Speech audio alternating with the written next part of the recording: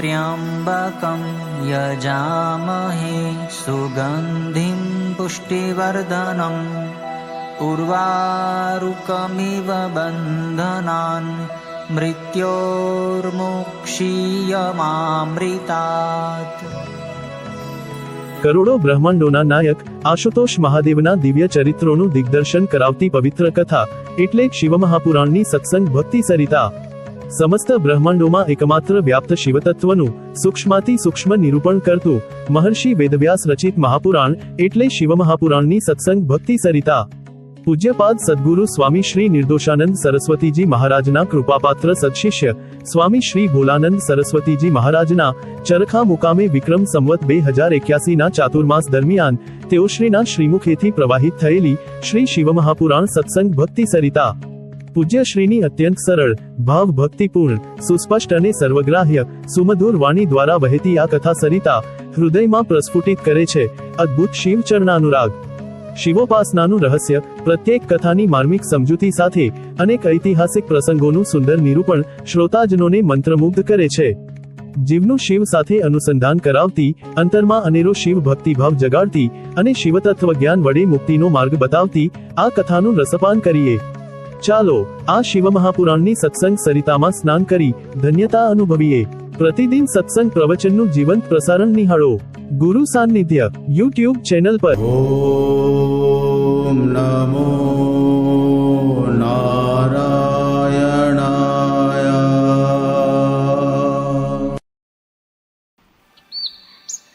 પરમાત્મા સદાશિવનું તત્વ અગમ્ય અગોચર સર્વાતીત છે।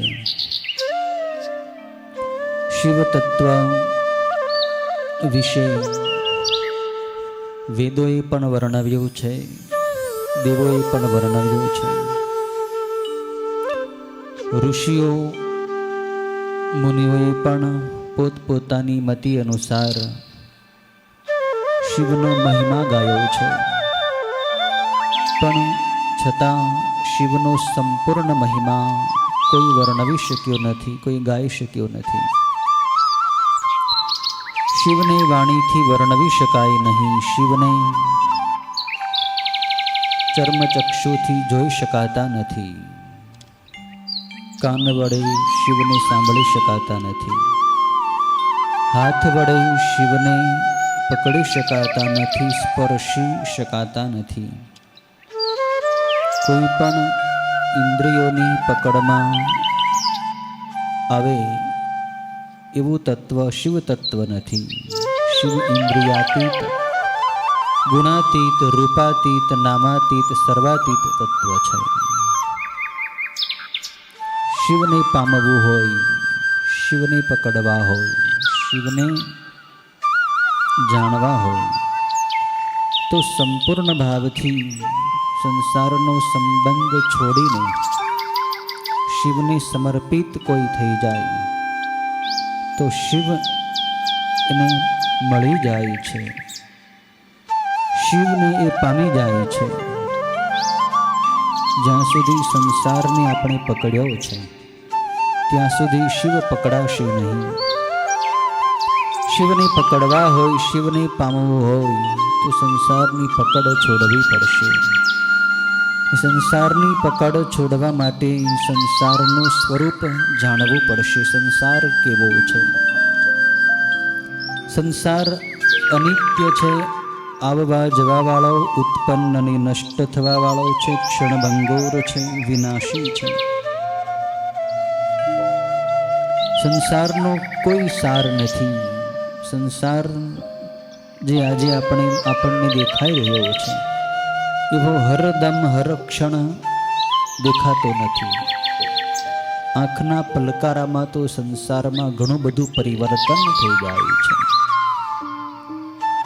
જેમ કે તમે ગંગા નદીની સામે ઊભા છો, તમે ગંગાના જળને જોઈ રહ્યા છો, પછી તમે આંખનું મટકું માર્યું, ત્યાં તો જે જળ તમે પહેલાં જોયું હતું એ જળ આગળ જતું રહ્યું। પછી તમે આંખનું મટકું મારીને આંખ ઉકળી પાછી ખોલી તો તમને એ જળ નહીં દેખાય, ત્યાં બીજું જળ આવી ગયું હશે, એ પણ સતત વહી રહ્યું છે. એમ સંસારનો પણ એક પ્રવાહ છે. આંખનો પલકારો મારો ત્યાં તો સંસાર ઘણો બધો વહી જાય છે, બદલાઈ જાય છે. માણસને એમ છે કે સંસાર એવો ને એવો જ છે. જેમ કે તમે ગઈકાલે આશ્રમમાં આવ્યા હતા,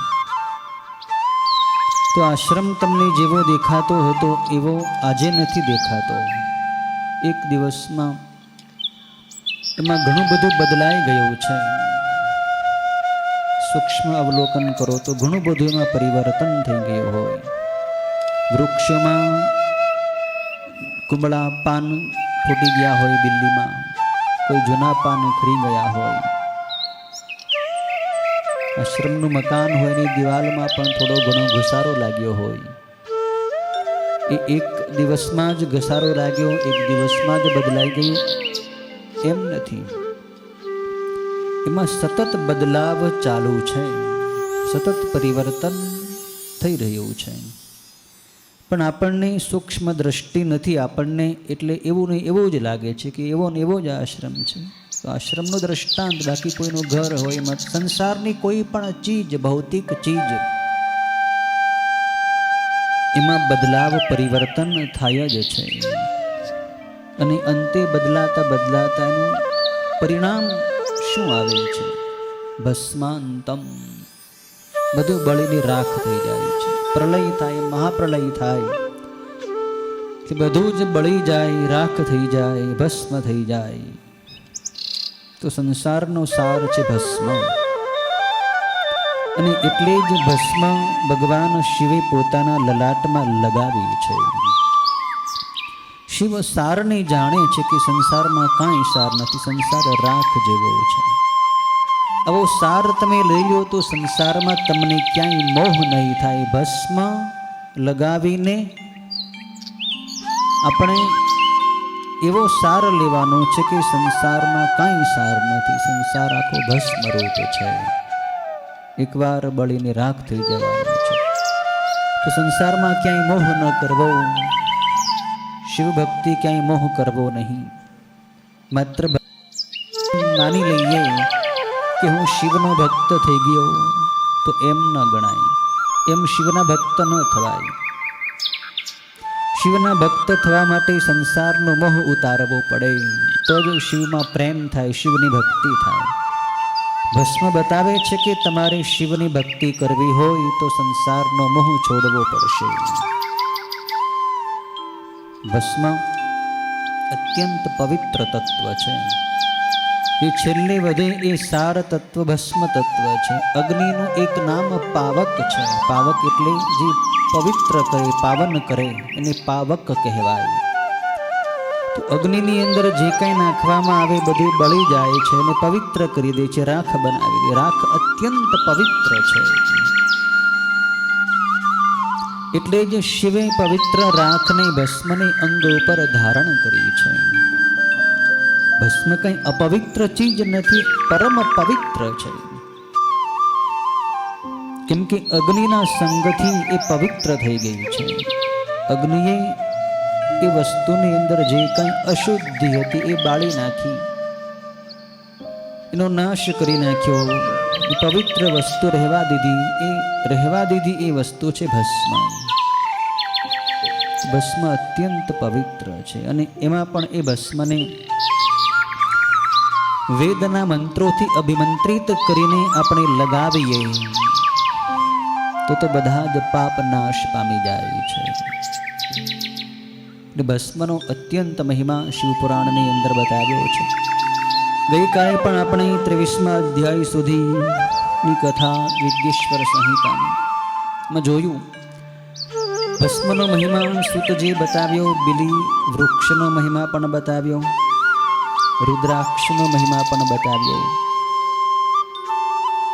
આજે ઋષિઓ સૂતજીને વિશેષ પ્રશ્ન કરે છે કે હજી પણ ભસ્મનો સૂક્ષ્મ મહિમા, ગૂઢ મહિમા તમે અમને જણાવો. ભસ્મનું શું મહાત્મ્ય છે?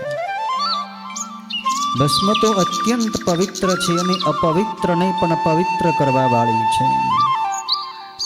સ્કંદ પુરાણની અંદર એક પ્રસંગ આવે છે. કોઈ એક ચોર લૂંટારો હતો. એણે આખી જિંદગીમાં કોઈ પણ સત્કર્મ કર્યું નહોતું. નરાધમ પાપી હતો. એનું મૃત્યુ થઈ ગયું. પછી એને શરીરને બાળવા માટે પણ કોઈ લઈ જતું નહોતું. એમના પડ્યું એનું મળદું સડતું હતું. એમાં એક કૂતરો, એક શ્વાન ક્યાંક રાખની અંદર આળોટી અને પછી એ મળદા પાસે એ મળદાને ખાવા માટે આવ્યું. એણે એ મળદાનું જે મસ્તક હતું, કપાળ, એને ખાવા માટે એણે પોતાના પગના નખ એના કપાળ ઉપર આમ લગાડ્યા. પગના નખના નોર એમાં ભરાયા કપાળમાં. તો એ વખતે કૂતરાના પગના નખની વચ્ચે થોડીક રાખ ચોંટેલી હતી, કેમ કે એ રાખની અંદર જ આળોટીને આવ્યું હતું. તો એ રાખ એના નખમાંથી ઉખડી અને એ માણસનું જે ચોરનું મળદું પડ્યું હતું એના કપાળ ઉપર ચોંટી ગઈ. એ રાખ એના કપાળમાં ચોંટી, ત્યાં જ એના બધા પાપ બળી ગયા. યમદૂતો એને યમલોકમાં લઈ જતા હતા. તો શિવના ગણો વચ્ચે આવીને યમદૂતોના હાથમાંથી એ ચોરના જીવાત્માને લઈ લીધો. યમદૂતોને બગાડી મૂક્યા અને એના જીવાત્માને શિવદૂતો શિવલોકની અંદર લઈ ગયા. કલ્પના કરો, એ માણસ જીવતો નહોતો, મરી ગયો તો માત્ર મળદું જ પડ્યું હતું અને એ મળદાની ઉપર રાખ કૂતરાના પગના નખમાં દ્વારા ત્યાં ચોંટી ગઈ કપાળમાં મળદાના. તોય એના પાપ બળી ગયા, તોય એની શુદ્ધિ થઈ ગઈ, તોય એને શિવધામ મળી ગયું. તો ભસ્મનો કેટલો બધો મહિમા હશે. ને જાણતા અજાણતા ગમે એવી ભસ્મ તમને મળે, પણ ભસ્મ લગાવવી જ, ભસ્મ વગર રહેવું નહીં. શિવ પૂજામાં તો ખાસ ભસ્મ લગાવવી જ, એ વગર શિવ પૂજા થતી નથી. ભસ્મના જેટલા કણ છે એટલા ભગવાનના રુદ્રોના જ એ સ્વરૂપો છે. જેટલા કણ એટલા રુદ્રો આપણે આપણા શરીર ઉપર ધારણ કર્યા કહેવાય છે. ભસ્મના ઘણા પ્રકાર છે. અહીં 24મા અધ્યાયમાં સૂતજી ઋષિઓને બતાવે છે કે દ્વિવિધમ ભસ્મ સંપ્રોક્તમ સર્વમંગલદમ પરમ તત્પ્રકારમહમ વક્ષે સાવધાનતયા શૃણુ. એટલે કે સર્વમંગળોને આપનારી ભસ્મ બે પ્રકારની છે. એક મહાભસ્મ અને બીજી સ્વલ્પ ભસ્મ છે. મહાભસ્મના ઘણા પ્રકાર છે, શ્રૌત, સ્માર્ત અને લૌકિક. એમ મહાભસ્મ 3 પ્રકારની છે. સ્વલ્પ સંજ્ઞાવાળી જે ભસ્મ છે એમાં પણ ઘણા પ્રકાર બતાવ્યા છે. પણ જે દ્વિજ લોકો છે, બ્રાહ્મણ, ક્ષત્રિય, વૈશ્ય, એણે ભસ્મ મંત્ર બોલીને ધારણ કરવી. અને જે અન્ય વર્ણના લોકો છે એને ભસ્મ લગાવવા માટે મંત્ર બોલવાની જરૂર નથી રહેતી. અગ્નિ રીતે ભસ્મ, વાયુ રીતે ભસ્મ, એ જે મંત્ર વેદોક્ત મંત્ર છે એ મંત્ર વડે ભસ્મને અભિમંત્રિત કરવી. એટલે કે ડાબી હથેળીમાં ભસ્મ લઈને એના ઉપર જમણી હથેળી ઢાંકી દેવી, સંપુટ કરવો અંજલિમાં અને મંત્ર બોલો. જો હથેળી છે એ અત્યંત સંવેદનશીલ શરીરનું અંગ છે. મંત્ર બોલતી વખતે આપણા મનમાંથી મંત્રના સ્પંદનો સ્પંદિત થઈને એ પવિત્ર મંત્રનો ધ્વનિ, મંત્રની શક્તિ, મંત્રની ઉર્જા આપણી હથેળીમાં આવે અને હથેળીમાં રહેલી ભસ્મની અંદર એ ઉર્જા આવે. એટલે એ ભસ્મ અભિમંત્રિત થઈ જાય, પવિત્ર થઈ જાય, એની અંદર શક્તિ આવી જાય છે. અને પછી એ ઉર્જાવાળી ભસ્મ આપણે કપાળમાં લગાવીએ, કંઠમાં, હૃદયમાં, નાભીમાં, પડખામાં, પાંસળામાં, કાંડા ઉપર, કોણીમાં, બાહુમાં, મસ્તકના તાળવામાં પાછળ પીઠમાં કરોડરજ્જુમાં એ રીતે અલગ અલગ અંગોમાં ભસ્મ આપણે લગાવવાની હોય છે.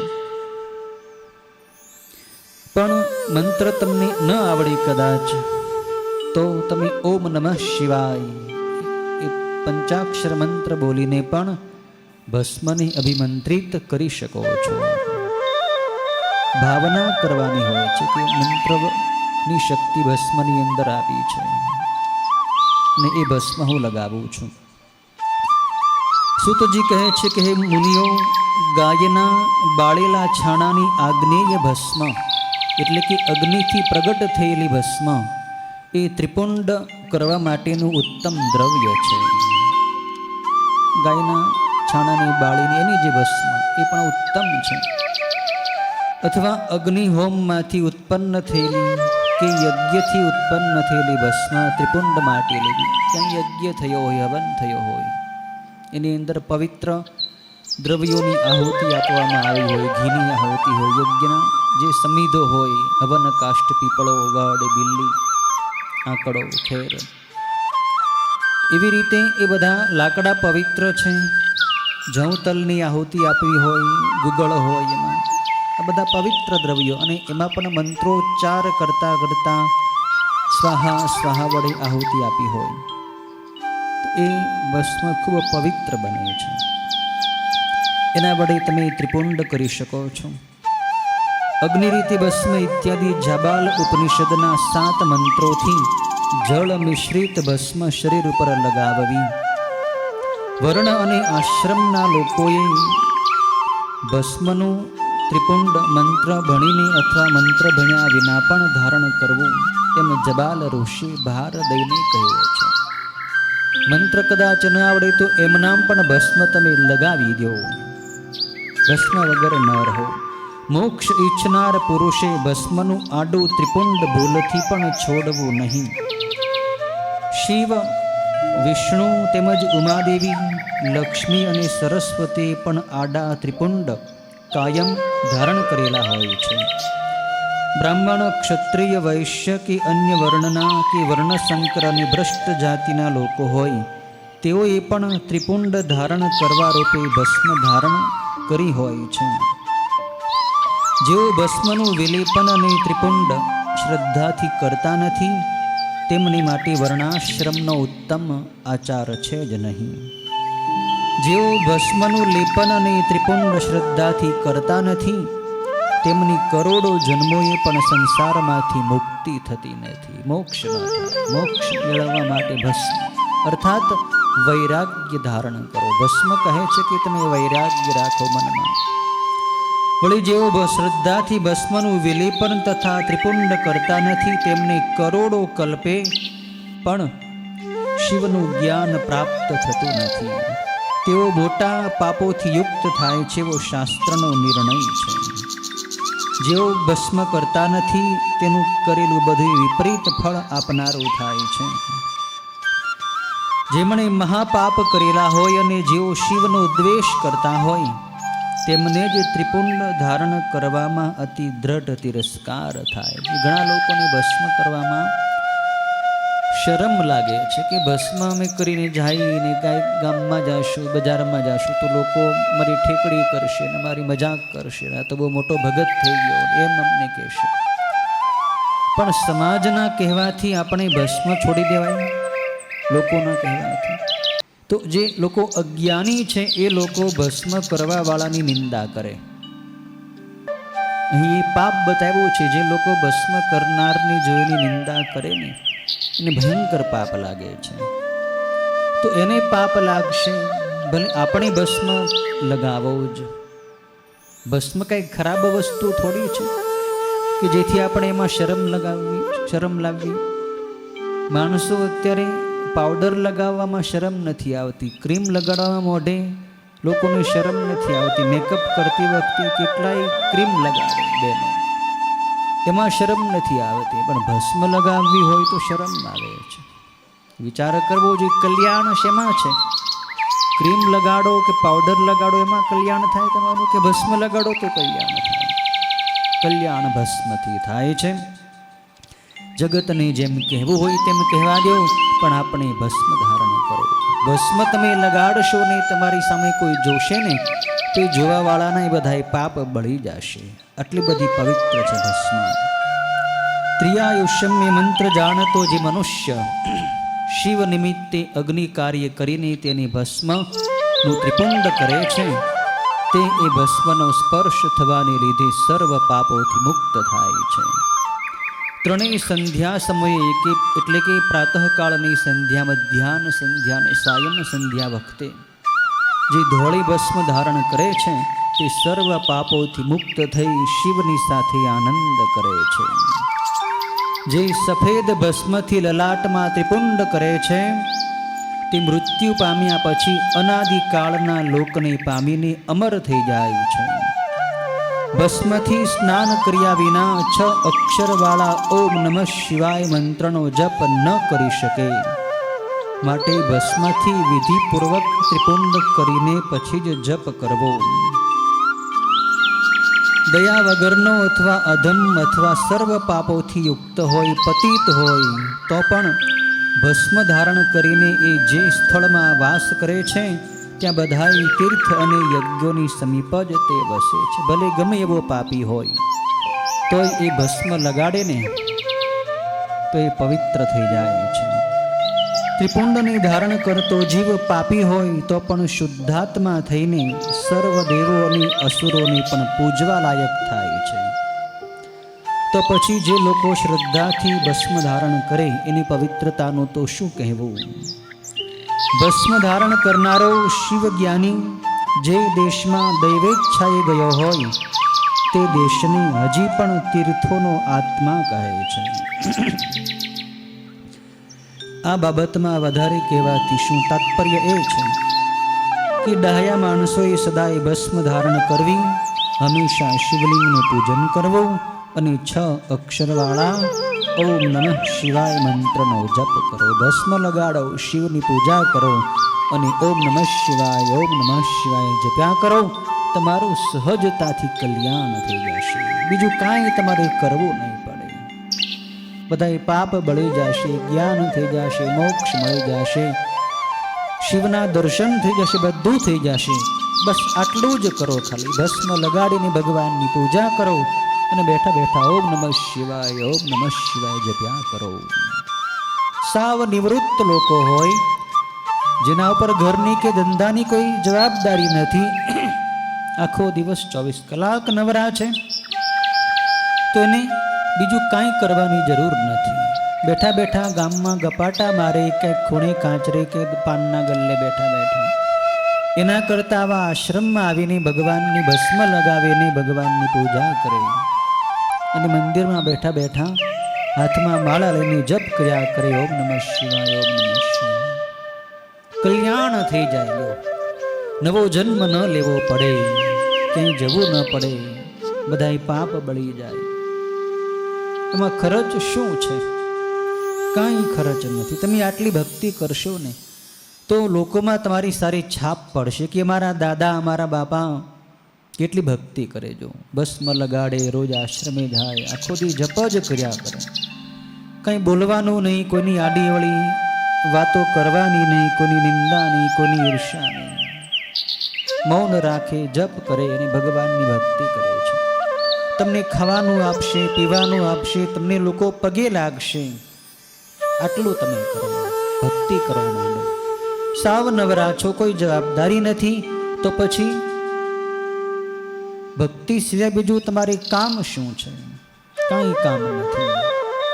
અને હવે સમય પણ કેટલો બાકી છે જીવવાનું, કાંઈ ખબર છે આપણને? કાંઈ ખબર નથી. ક્યારેક કાળ આપણું ગળું દબાવી દે, કાંઈ ખબર નથી.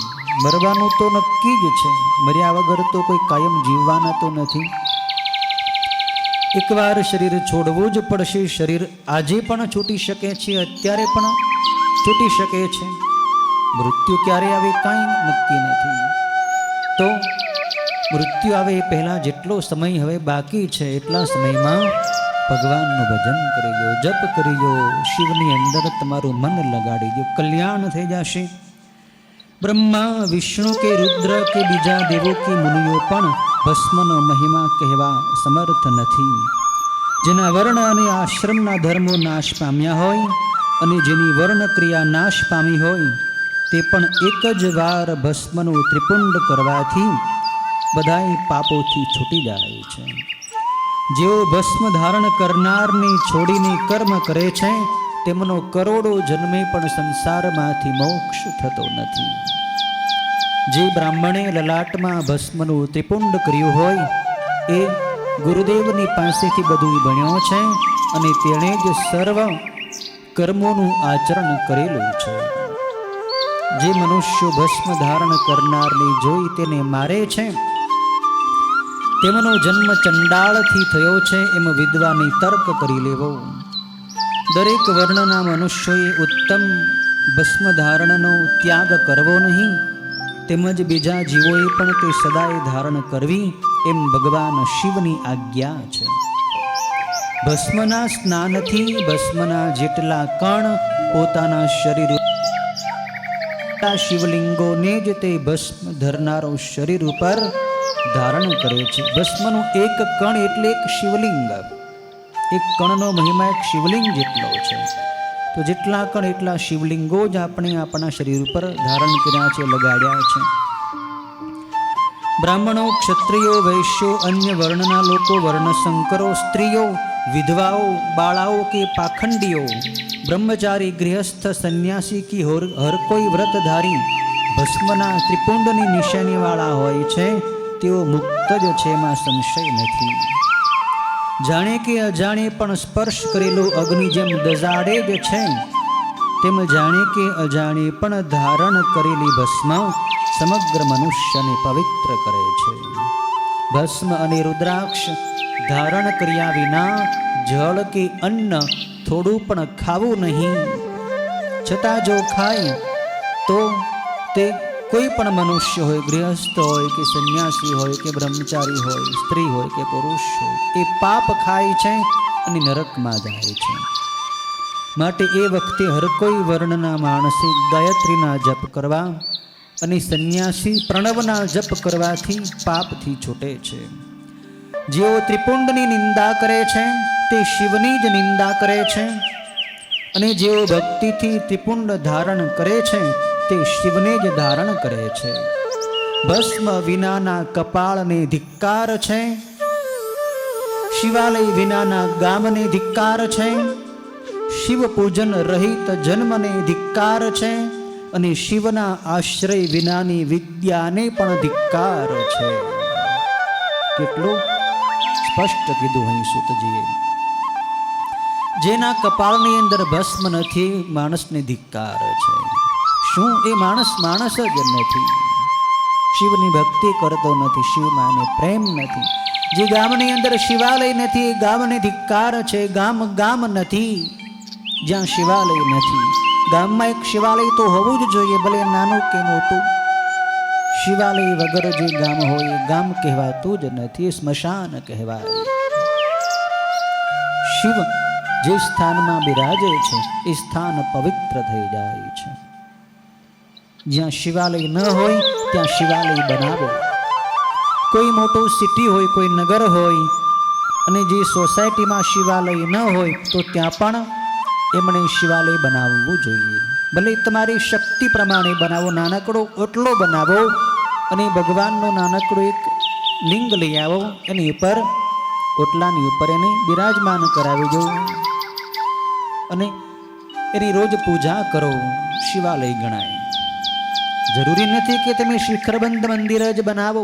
તમને ભગવાને લક્ષ્મી આપી હોય, સંપત્તિ આપી હોય તો તમે તમારી અનુકૂળતા પ્રમાણે સારું શિવાલય બનાવો તો ખૂબ સારી વાત છે. પણ તમારી પાસે ધન નથી તો જેટલી સગવડતા છે એટલું શિવાલય બનાવો જ. શિવના રોજ દર્શન કરો, શિવની રોજ પૂજા કરો. મુક્તિનું મહાદ્વાર છે, મોક્ષનું મંદિર છે. શિવ મંદિર એ મોક્ષનું મંદિર છે જ્યાં જવાથી મનુષ્ય મુક્ત થઈ જાય છે. શિવના આશ્રય વિનાની વિદ્યાને ધિક્કાર છે અને શિવ પૂજન રહિત જન્મને ધિક્કાર છે. માણસ જન્મ્યો પણ શિવની પૂજા ન કરી તો એને ધિક્કાર. આખા જીવનમાં ક્યારેય ભગવાનની પૂજા ન કરી તે ભગવાને તને 2 હાથ આપ્યા, 2 પગ આપ્યા, 2 આંખ આપી, 2 કાન, ડબલ બધું આપ્યું. એક આંખેથી તું બધું જોઈ શકે એમ હતો, પણ છતાં ભગવાને 2 આપી. એક કાનેથી સાંભળી શકે એમ હતો, છતાંય ભગવાન ઉદાર છે. 2 કાન આપ્યા. એક હાથેથી કામ થઈ કેમ હતું, 2 હાથ આપ્યા. ભગવાને આપવામાં ક્યાંય લોભ કર્યો નથી. પણ માણસ, તું લોભી છો. તું ભગવાનને માટે સમય આપવામાં લોભ કરે, સંપત્તિ આપવામાં લોભ કરે. તારો ઉદ્ધાર ક્યાંથી થશે? શિવ પૂજન રહિત જન્મને ધિક્કાર છે. રોજ શિવ પૂજા કરો. જે દિવસે શિવ પૂજા ન થઈ હોય એ દિવસે તમે માણસ તરીકે જીવ્યા જ નથી. છેવટે માણસ પૂજા કરી લો. શિવ પૂજા વગર રહો નહીં. જેઓ ત્રણેય જગતના આધાર સ્વરૂપ મહેશ્વર ભગવાન શંકરની નિંદા કરે છે, જેઓ ત્રિપુંડ ધારણ કરનારની પણ નિંદા કરે છે અને તેના દર્શનમાં પણ દોષ માને છે, તેઓ વર્ણશંકર, ભૂંડ, ડુક્કર, રાક્ષસ, ગધેડા, કૂતરા, શિયાળ અને કીડાના જેવા જ જન્મ્યા છે અને કેવળ પાપમાં જ તત્પર રહીને તેઓ મુવા પછી નારકી થાય છે. શિવની નિંદા કરી, શિવના ભક્તની નિંદા કરી, ભસ્મ લગાડેલા શિવ ભક્તની નિંદા કરી, તો એ માણસનો નરકની અંદર વાસ થાય છે. એ આવા જ કૂતરા જેવા, ભૂંદરા જેવા, શિયાળ જેવા, ગધેડા જેવા છે અને કેવળ પાપમાં જે તત્પર રહે છે ને નરક ભોગવે છે. જેઓ ભસ્મ કરનાર પુરુષને નિંદે છે તેઓ મૂર્ખા છે. તેમજ તેઓ દિવસે તથા રાત્રે સૂર્ય અને ચંદ્રને જોવે છે, છતાંય કેવળ સ્વપ્ન જોતા હોય તેવું છે. હે મુનિવર, આ શિવ યજ્ઞમાં તાંત્રિક ચિહ્ન ધારણ કરનારો, ઊભું તિલક ધારણ કરનારો કે ગોળ તપાવેલા ચક્રનું ચિહ્ન ધારણ કરનારો અધિકારી નથી. એટલે કે ભસ્મનું ત્રિપુંડ જ કરવું, માત્ર ચાંદલો કરવો એમની ઘણા લોકોની શરમ આવતી હોય એટલે ખાલી ચાંદલો કરે ભસ્મનો. ચાંદલો નહીં, ત્રિપુંડ કરો. શરમ આવવાની શું વાત છે? તો બહુ મહાન કાર્ય છે. જેટલા વધારે ત્રિપુંડ થાય એટલું વધુ સારું. કંઠમાંય ત્રિપુંડ કરો, હૃદયમાં કરો, નાભીમાં કરો, કાંડા ઉપર કોણ, બધે ત્રિપુંડ કરો. મહાન પવિત્ર છે. ભસ્મને યોગ્ય લલાટ ઉપર ભસ્મ વિના કંઈ પણ સદાય ધારણ કરવો નહીં. લલાટમાં ભસ્મ જ લગાવી, બીજું કાંઈ લગાવવાની જરૂર નથી. સ્ત્રીઓએ કેશ સુધી ભસ્મનું ત્રિપુંડ ધારણ કરવું. ડાબા છેડાથી લઈને જમણા છેડા સુધી કપાળમાં આખું ત્રિપુંડ. બહેનો માતાઓએ લાંબુ ત્રિપુંડ ધારણ કરવું, એમ અહીં સૂતજી કહે છે. બ્રાહ્મણ વગેરે તથા વિધવાઓએ પણ એ જ રીતે ભસ્મ ધારણ કરવી અને એ જ રીતે દરેક આશ્રમવાસીએ સમગ્ર પાપોનો નાશ કરનારી અને મોક્ષરૂપી ફળ આપનારી ધોળી ભસ્મ હંમેશા ધારણ કરવી. જે માણસ વિધિપૂર્વક ભસ્મનું ત્રિપુંડ કરે છે તે મોટા પાપોના સમૂહોથી અને ગૌણ પાપોથી પણ છૂટી જાય છે. બ્રહ્મચારી, ગૃહસ્થ, વાનપ્રસ્થ કે સંન્યાસી, બ્રાહ્મણ, ક્ષત્રિય, વૈશ્ય, અન્ય વર્ણના લોકો કે બીજા અધમ અને પતિત લોકો પણ વિધિપૂર્વક ભસ્મનું વિલેપન અને ત્રિપુંડ બરાબર ધારણ કરી પાપનો સમુદાય છોડીને શુદ્ધ થઈ જાય છે. ભસ્મ ધારણ કરનારો ખાસ કરીને સ્ત્રી હત્યા, ગૌ હત્યા વગેરે પાપોથી તેમજ વીર હત્યા અને અશ્વ હત્યાના પાપથી પણ છૂટી જાય છે. એમાં બિલકુલ શંકા નથી. પાપો અનેક પ્રકારના છે. બીજાનું દ્રવ્ય ચોરી લેવું, વ્યભિચાર કરવો, માંસાહાર, મદિરાપાન, કોઈનું પારકું દ્રવ્ય છીનવી લેવું, પડાવી લેવું, ભ્રષ્ટાચાર કરવો, આ અનેક જાતના અસંખ્ય પાપો હોય તે બધાય ભસ્મનું ત્રિપુંડ ધારણ કરવાથી તરત નાશ પામે છે. શિવનું દ્રવ્ય ચોરી લેવું, શિવની નિંદા કરવી અને શિવના ભક્તોની નિંદા કરવી એ પાપો તો પ્રાયશ્ચિત્તોથી શુદ્ધ થતા નથી. જેના અંગ ઉપર રુદ્રાક્ષ હોય અને જેના લલાટમાં ત્રિપુંડ હોય તે ચંડાળ હોય, તો પણ સર્વ વર્ણોથી અતિ ઉત્તમ હોય, પૂજ્ય છે. જેના લલાટમાં ત્રિપુંડ હોય છે તેની આ લોકમાં જેટલા તીર્થો અને ગંગા વગેરે નદીઓ છે તે બધાયમાં સ્નાન કરેલું ગણાય છે. પંચાક્ષર વગેરે 7 કરોડ મહામંત્રો અને બીજા જે કરોડો મંત્રો કેવળ શિવ સ્વરૂપ હોય, મુક્તિનું કારણ છે. અને બીજા દેવોના જે મંત્રો સર્વ સુખ કરનારા છે તે બધાય મંત્રો હે મુનિવાર જે ત્રિપુંડ ધારણ કરે છે તેને વશ થાય છે. જે ત્રિપુંડ ધારણ કરે છે તે પોતાનાથી આગળના 1000 પૂર્વજોનો અને પોતાની પછીની 1000 વંશજ જ્ઞાતિઓનો ઉદ્ધાર કરે છે. કેટલું બધું મહાત્મ્ય જોવાનું. તમે ભસ્મ લગાડતા હો ને તો તમારા જે વડવાઓ જે પૂર્વજો થઈ ગયા એમાં 1000 પેઢી સુધીના પૂર્વજોનો ઉદ્ધાર થઈ જાય. અને તમે ભસ્મ કરો છો ને તો તમારી પછીના જે સંતાનો થશે એના સંતાનો આગળના તમારા વંશ વારસદારો 1000 પેઢી સુધીની તમારી વંશજની બધી જ્ઞાતિઓ જે છે તમારા સંતાનોના સંતાનો છે 1000 પેઢી સુધીના સંતાનો બધાય મોક્ષ પામી જાય, એનો ઉદ્ધાર થઈ જાય. વળીથી આ લોકમાં લાંબુ આયુષ્ય પ્રાપ્ત કરી સમગ્ર ભોગ ભોગવીને રોગ રહિત જ રહી જીવન પૂરું થતાં સુખેથી જ મરણ પામે છે.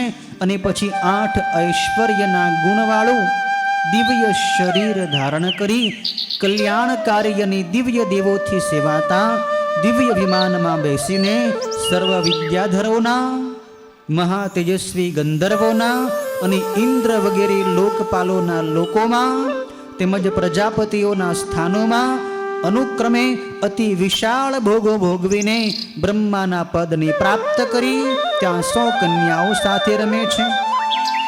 એમ ત્યાં બ્રહ્માના જેટલા આયુષ્ય સુધી અનેક પ્રકારના ભોગો ભોગવી વિષ્ણુના લોકમાં બ્રહ્માના 100 વર્ષ વીતે ત્યાં સુધી ભોગો ભોગવે છે. તે પછી શિવના લોકને પામી ત્યાં અવિનાશી ઈચ્છિત કામનાઓ મેળવીને શિવ સાથેની એકતા પ્રાપ્ત કરે છે. એમાં સંશય નથી. કેટલું બધું મહાત્મ્ય. ભસ્મ લગાડેને દરેક લોકાંતરોના ભોગોની પ્રાપ્તિ થાય અને બધાય ભોગો ભોગવી છેલ્લે શિવની અંદર ભળી જાય છે. સર્વ ઉપનિષદોનો સાર વારંવાર જોઈને આજ નિર્ણય કરાયો છે કે ભસ્મનું ત્રિપુંડ પરમ કલ્યાણ રૂપ છે. જે બ્રાહ્મણ હોવા છતાં ભસ્મની નિંદા કરે છે તે બીજા વર્ણથી જ જન્મ્યો છે અને મર્યા પછી તે જ્યાં સુધી બ્રહ્માજી જીવે ત્યાં સુધી ઘોર નરકમાં વસે છે. શ્રાદ્ધ, યજ્ઞ, જપ, હોમ, વૈશ્વદેવ અને દેવ પૂજનમાં જે ભસ્મનું ત્રિપુંડ કરીને પવિત્ર આત્માવાળો બને છે તે મૃત્યુને જીતી લે છે. શરીરનો મળ દૂર કરવા માટે જળથી સ્નાન કરવામાં આવે છે, પણ સદાય પવિત્ર રહેવા માટે ભસ્મ વડે સ્નાન કરવામાં આવે છે. મંત્ર વડે કરેલું સ્નાન પાપને દૂર કરે છે અને જ્ઞાનરૂપી સ્નાન કરીને માણસ પરમ પદ પ્રાપ્ત કરી લે છે. સર્વ તીર્થોમાં જે પુણ્ય છે અને જે ફળ મળે છે એ ફળ ભસ્મ વડે સ્નાન કરનારો મેળવી લે છે. તમારે કોઈ તીર્થમાં જઈને સ્નાન કરવાની તમને ઈચ્છા થાય પણ કદાચ તમે જઈ શકતા નથી, તમારી પાસે સમય નથી, સંપત્તિ નાણું નથી, તો ભસ્મથી સ્નાન કરી લો. આખા શરીરે ભસ્મ લગાવી દો, બધાય તીર્થોની અંદર સ્નાન કર્યાનું ફળ મળી જશે. ગંગાજીમાં સ્નાન કર્યાનું પણ ફળ મળી જશે. અહીં સૂતજી સ્પષ્ટ કહે છે કે ભસ્મ સ્નાન શ્રેષ્ઠ તીર્થ છે, તે દરરોજ ગંગા સ્નાન રૂપ જ છે. ગંગાજીમાં સ્નાન કરો ને જે ફળ મળે એ જ ફળ આખા શરીરે ભસ્મ લગાવીને તમે સ્નાન ભસ્મથી સ્નાન કરો એટલું જ ફળ મળશે. ભસ્મ રૂપે સાક્ષાત શિવ છે અને ભસ્મ ત્રણેય લોકને પવિત્ર કરનાર છે. જે બ્રાહ્મણે ત્રિપુંડ ધારણ કર્યા વિના જે કાંઈ કર્યું હોય તે સ્નાન નથી, ધ્યાન નથી, દાન નથી કે જપ નથી, એ બધું કેવળ નિષ્ફળ છે. વાનપ્રસ્થો, કન્યાઓ અને જેમણે મંત્ર દીક્ષા લીધી ન હોય એવા માણસોએ મધ્યાહન પહેલા જળ મિશ્રિત ભસ્મ ધારણ કરવી અને મધ્યાહન પછી જળ વિનાની કોરી ભસ્મ ધારણ કરવી. એમ નિયમિત મનવાળો થઈ જે મનુષ્ય નિત્ય ભસ્મનો ત્રિપુંડ કરે છે તેને શિવ ભક્ત જાણવો અને તે ભોગ તથા મોક્ષ મેળવી લે છે. જેના શરીર ઉપર અતિશય પુણ્ય આપનાર એક પણ રુદ્રાક્ષ ન હોય અને જો લલાટમાં ત્રિપુંડ ન હોય તો તેનો જન્મ નિરર્થક ગણાય. કે શું જન્મ્યો? એ માણસ તરીકે જન્મ્યો જ નથી. રુદ્રાક્ષ પહેર્યો નથી, ભસ્મ લગાડી નથી, તો એ માણસ જ નથી. આમ ટૂંકમાં મેં ત્રિપુંડનો મહિમા કહ્યો છે. આ બધો ટૂંકમાં મહિમા બતાવ્યો, બાકી ભસ્મનો સંપૂર્ણ વિસ્તારથી મહિમા તો ભગવાન શિવ જ બતાવી શકે એમ છે. એનો વિસ્તાર કહેવો એ મારી શક્તિ બહારની વાત છે. એમ સૂતજી કહે છે, ત્રણેય આંગળીઓથી ભસ્મ ગ્રહણ કરી મધ્ય ભાગમાં કાળજી અને ભક્તિથી ભસ્મનું ત્રિપુંડ ધારણ કરવું એ ભોગ અને મોક્ષ આપનારું કહેવાય છે. અહીં કયા કયા અંગની અંદર ભસ્મ લગાવવી એનું પણ અહીં વિસ્તારથી વર્ણન છે અને કયા મંત્ર બોલીને ભસ્મ લગાવવી એનું પણ વર્ણન સૂતજીએ અહીં બતાવ્યું છે. આ રીતે 24મા અધ્યાયમાં ભસ્મ ધારણ વિધિ બતાવી છે. પછી 25મા અધ્યાયની અંદર સૂતજી રુદ્રાક્ષનો મહિમા બતાવે છે કે શૌ ન કરશે મહાપ્રાજ્ઞ શિવ રૂપ મહામતે શૃણુ રુદ્રાક્ષ મહાત્મ્યમ સમાસાત કથયામ્યહમ. હવે હું રુદ્રાક્ષનો મહિમા કહું છું. હે શૌનક વગેરે ઋષિ આપ સાંભળો. ભગવાન શિવ પરમાત્માએ લોકોની ઉપર ઉપકાર કરવા માટે માં પાર્વતીને રુદ્રાક્ષનો મહિમા જે રીતે બતાવ્યો હતો એ જ મહિમા હું તમને બતાવું છું. પાર્વતીમાએ પ્રશ્ન કર્યો હતો ભગવાન મહાદેવને કે પ્રભુ રુદ્રાક્ષનો શું મહિમા છે? તો મહાદેવ ના પાર્વતીને કહે છે કે હે મહેશ્વરી શિવે, ભક્તોનું હિત ઈચ્છીને અને તમારી ઉપરની પ્રીતિને લીધે હું રુદ્રાક્ષનો મહિમા કહું છું. પહેલા દેવતાએ 1000 વર્ષો સુધી મેં તપ કર્યું હતું ને તપ કર્યા પછી મારું મન જ્યારે થાક્યું, વિરામ પામ્યું, ત્યારે લોકોનો ઉપકાર કરનાર મેં મારા નેત્ર ઉઘાડ્યા. આંખ ખોલી તો એમાંથી એ આંખની પાપણમાંથી એ વખતે જળના 2 બિંદુઓ ત્યાં પડ્યા અને એ બિંદુઓમાંથી રુદ્રાક્ષ નામના વૃક્ષો ઉત્પન્ન થયા. ભગવાનની આંખમાંથી જે જળના ટીપા પડ્યા નીચે, એ જળના બિંદુમાંથી રુદ્રાક્ષ નામના વૃક્ષો ઉત્પન્ન થયા. રુદ્ર એટલે ભગવાન શિવ અને અક્ષ એટલે આંખ. શિવની આંખમાંથી પડેલા જળના બિંદુઓમાંથી જે વૃક્ષોની ઉત્પત્તિ થઈ એ રુદ્રાક્ષ વૃક્ષ કહેવાય છે. અને ભક્તો ઉપર અનુગ્રહ કરવાના કારણે સ્થાવરપણું પામેલા તે રુદ્રાક્ષ વિષ્ણુના ભક્તોને તથા 4 વર્ણના લોકોને મેં આપ્યા. પૃથ્વી પર શિવને પ્રિય એવા તે રુદ્રાક્ષોને ગૌડ દેશમાં તેમજ મથુરા, અયોધ્યા, લંકા, મલય, સહ્યાદ્રી, કાશી અને બીજા દેશોમાં પણ ઉત્પન્ન કર્યા. રુદ્રાક્ષો મારી આજ્ઞાથી પૃથ્વી ઉપર બ્રાહ્મણ, ક્ષત્રિય, વૈશ્ય અને અન્ય વર્ણના એ જાતિના થાય છે. વિદ્વાનોએ અનુક્રમે રુદ્રાક્ષો સફેદ, લાલ, પીળા અને કાળા રંગના ધારણ કરવા, પોતપોતાના વર્ણને અનુસરતો પોતાની જાતનો રુદ્રાક્ષ મનુષ્યોએ ધારણ કરવો. શિવ અને પાર્વતીની પ્રીતિ માટે શિવ ભક્તોએ તો ખાસ કરી હંમેશા રુદ્રાક્ષ ધારણ કરવા જ જોઈએ.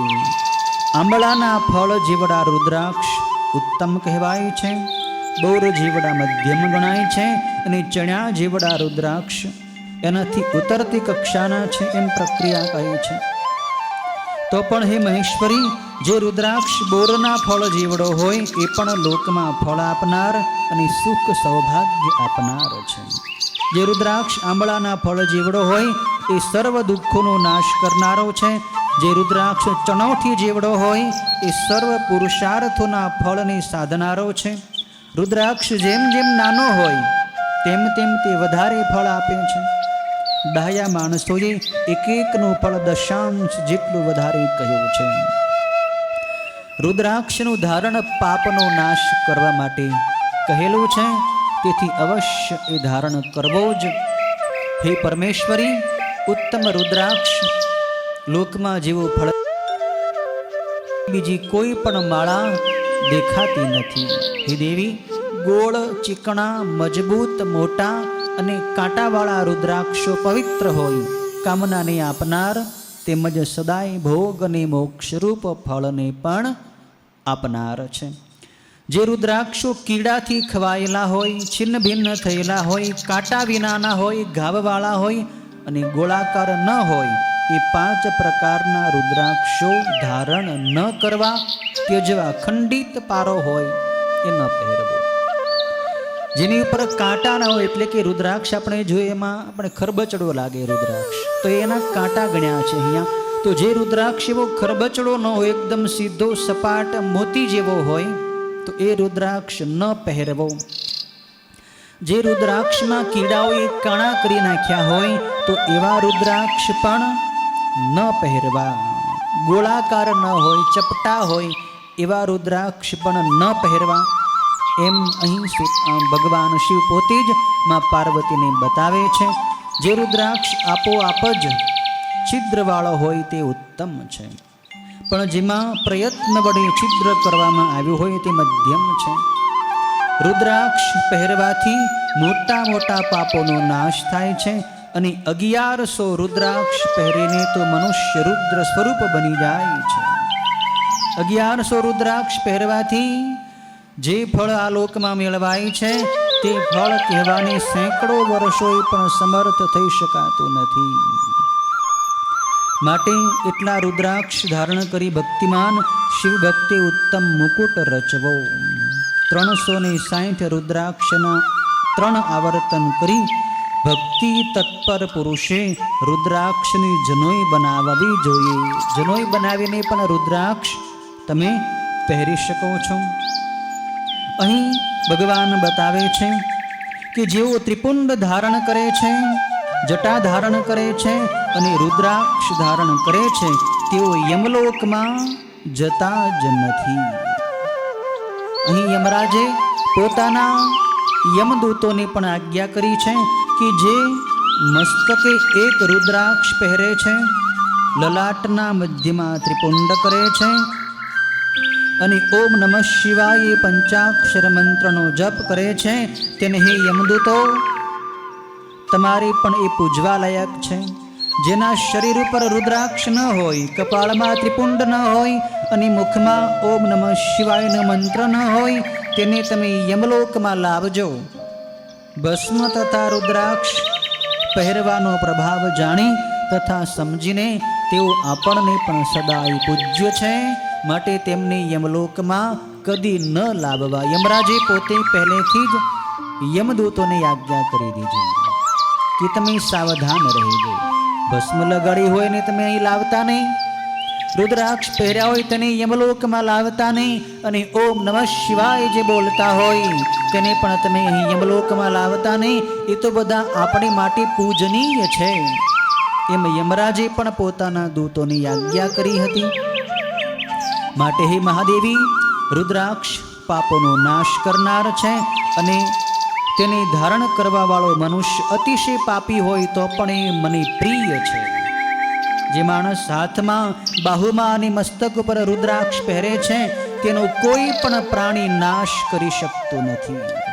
જે માણસ રુદ્રાક્ષની માળાથી મંત્રનો જપ કરે છે, તેને કરોડ ગણું પુણ્ય પ્રાપ્ત થાય છે. તમે આમ નામ ઓમ નમઃ શિવાય, ઓમ નમઃ શિવાય બોલો, અને હાથમાં માળા રાખીને ઓમ નમઃ શિવાય બોલો, તો એકવાર ઓમ નમઃ શિવાય મંત્ર બોલવાથી 1 કરોડ વાર બોલ્યાનું ફળ તમને પ્રાપ્ત થશે. અને એને ધારણ કરવાથી તો 10 કરોડ ગણું પુણ્ય તેને મળે છે. તમે જે માળા જપતા હો એ માળાને તમે પહેરી લો તો એનાથી વધારે 10 કરોડ ગણું પુણ્ય ફળ એને પ્રાપ્ત થાય. જ્યાં સુધી જીવના શરીર ઉપર રુદ્રાક્ષ હોય ત્યાં સુધી તેને અકાળ મૃત્યુ હેરાન કરતો નથી. એને મૃત્યુ હેરાન ન કરે, અકાળ મૃત્યુ ન થાય અને એનો અકસ્માત ન થાય. ભગવાન એને સદાય બચાવે છે. રુદ્રાક્ષની અંદર અત્યંત પવિત્ર મહાન શક્તિ રહેલી છે. ત્રિપુંડની સાથે રુદ્રાક્ષ ધારણ કરવાથી નિર્મળ અંગવાળાને તથા મૃત્યુંજયનો જપ કરનારની જોઈ તેને જોનારો પણ રુદ્રનું દર્શન કર્યાનું ફળ પામી જાય છે. હે પાર્વતી, 5 દેવો જેને પ્રિય હોય અથવા સર્વ દેવો જેને પ્રિય હોય એવા ભક્તે બધાય મંત્રો રુદ્રાક્ષની માળાથી જ જપવા. કોઈ પણ દેવોના મંત્ર હોય ને તમે રુદ્રાક્ષની માળાથી એનો જપ કરી શકો છો. વિષ્ણુ વગેરે દેવોના ભક્તોએ પણ રુદ્રાક્ષ ધારણ કરવા જ જોઈએ. જો અહીં ભગવાન મહાદેવ કહે છે, ખુદ ભગવાન વિષ્ણુ પણ રુદ્રાક્ષ પહેરે છે, તો વિષ્ણુના જે ભક્તો વૈષ્ણવો હોય એમણે પણ રુદ્રાક્ષ પહેરવા જ જોઈએ. પણ રુદ્રના ભક્તે તો ખાસ કરી હંમેશા રુદ્રાક્ષ પહેરવા જ જોઈએ. રુદ્રાક્ષના અનેક પ્રકારના ભેદ બતાવ્યા છે. એના મુખ પ્રમાણે એના અલગ અલગ ભેદ છે, એના પ્રકાર છે. અહીં આ શિવપુરાણની અંદર એના 14 મુખવાળા રુદ્રાક્ષના ભેદ બતાવ્યા છે. મુખ એટલે રુદ્રાક્ષને તમે જુઓ ને હાથમાં રાખીને તો એની અંદર આમ લીટી લીટી જેવું હોય, આંકા હોય, તો એ આંકા એટલે એને મુખ ગણાય છે. તો એક એક અલગ અલગ મુખના જે રુદ્રાક્ષો એનો મહિમા અલગ અલગ છે. અહીં 5 મુખવાળો જે રુદ્રાક્ષ હોય એ પંચમુખવાળા મહાદેવનું સ્વરૂપ ગણાય છે, એટલે એ શ્રેષ્ઠ બતાવ્યો છે. બાકી 1 મુખવાળો રુદ્રાક્ષ લક્ષ્મી આપે છે, 2 મુખવાળો રુદ્રાક્ષ, એના બધા અલગ અલગ ભેદ છે, એનો મહિમા પણ અલગ અલગ છે. પણ કોઈ પણ રુદ્રાક્ષ તમે પહેરો ને તેનું ફળ ચોક્કસ મળે છે અને કલ્યાણ ચોક્કસ થાય છે. રુદ્રાક્ષ પહેરવા વાળો મનુષ્ય યમલોકમાં જતો નથી, શિવલોકમાં જાય છે. એના રુદ્રાક્ષ પહેરતી વખતે મંત્ર જરૂર બોલવો. મંત્ર વગર રુદ્રાક્ષ પહેરવો નહીં. એમ અહીં ભગવાન શિવ પોતે કહે છે, તમને કોઈ મંત્ર ન આવડે, દરેક મુખના દરેક અલગ અલગ મંત્રો છે. જેમ કે 1 મુખવાળો રુદ્રાક્ષ હોય એને હ્રીમ નમઃ બોલીને એ રુદ્રાક્ષ પહેરવો. 2 મુખવાળો રુદ્રાક્ષ ઓમ નમઃ એમ બોલીને પહેરવો. 3 મુખવાળો રુદ્રાક્ષ ઓમ ક્લીમ નમઃ, એમ અલગ અલગ મંત્રો છે. પણ તમને મંત્રનું જ્ઞાન નથી તો ઓમ નમઃ શિવાય આ મહામંત્ર બોલીને તમે રુદ્રાક્ષ પહેરો. એટલે મંત્ર બોલ્યા વગર રુદ્રાક્ષ ન પહેરવો. પૃથ્વી ઉપરનો જે માણસ મંત્ર બોલ્યા વગર રુદ્રાક્ષ પહેરે છે તે 14 ઇન્દ્ર બદલાય નહીં ત્યાં સુધી ઘોર નરકમાં વાસ કરે છે.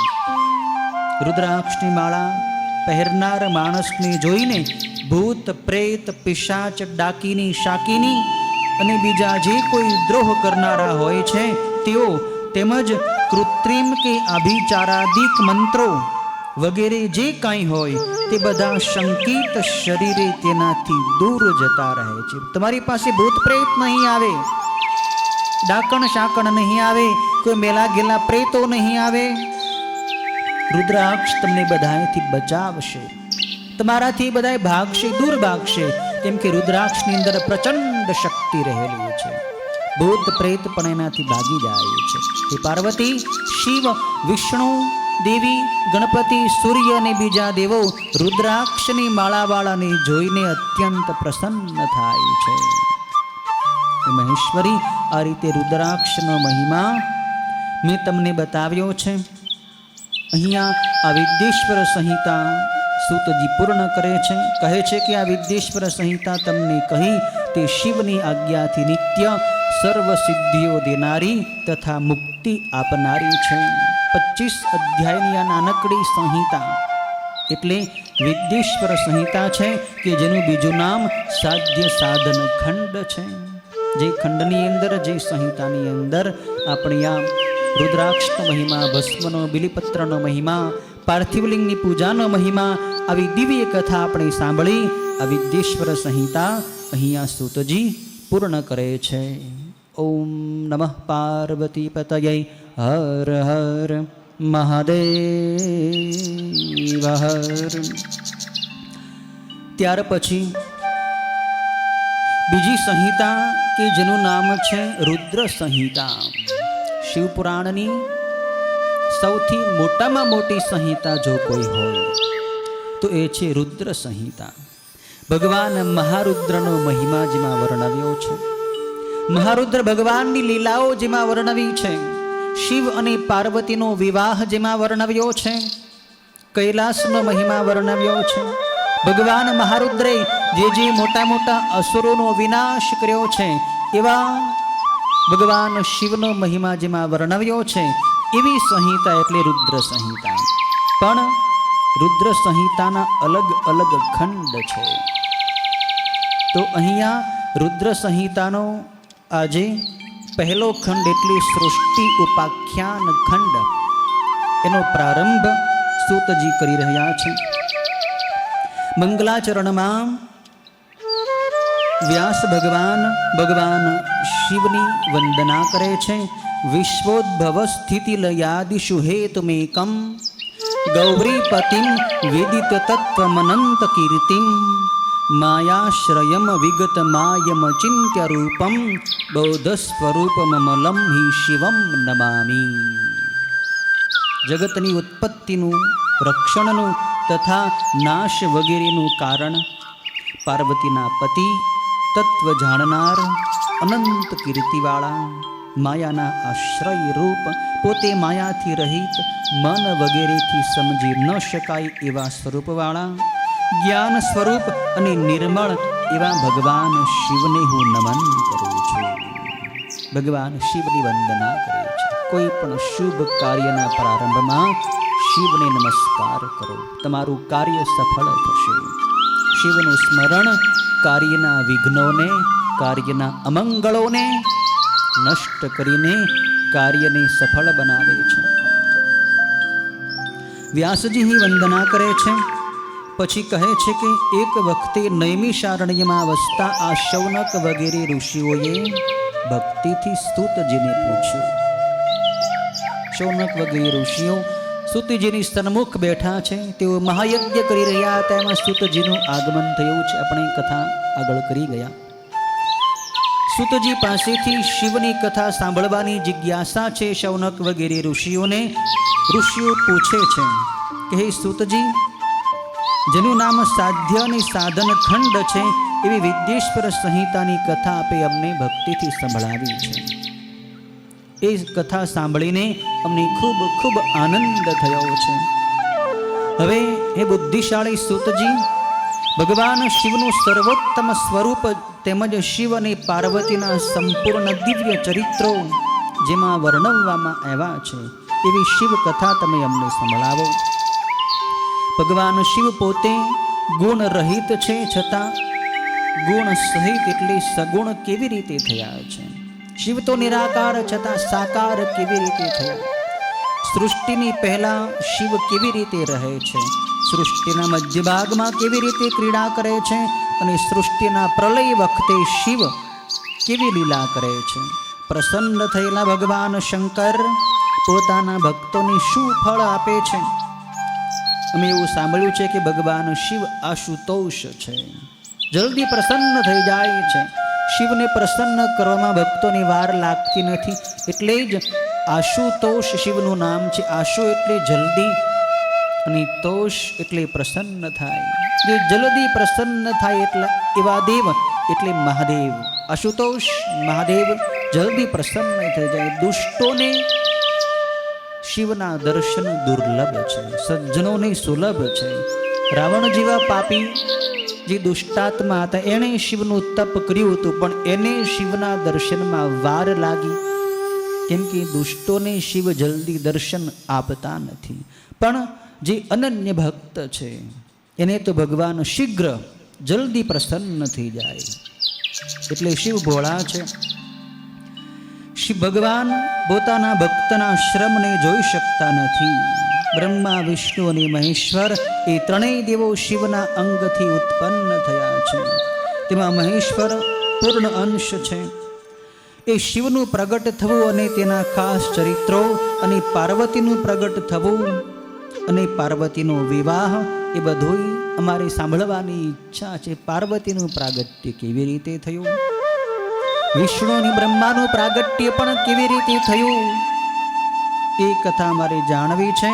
પાર્વતીનું ગૃહસ્થાશ્રમ, એની અનેક લીલાઓ અને બીજું જે કાંઈ આને આનુષંગિક આના અનુસંધાનમાં આપને કહેવા જેવું લાગે, અમે તો કાંઈ જાણતા નથી, આપ બધું જાણો છો ઋષિવર.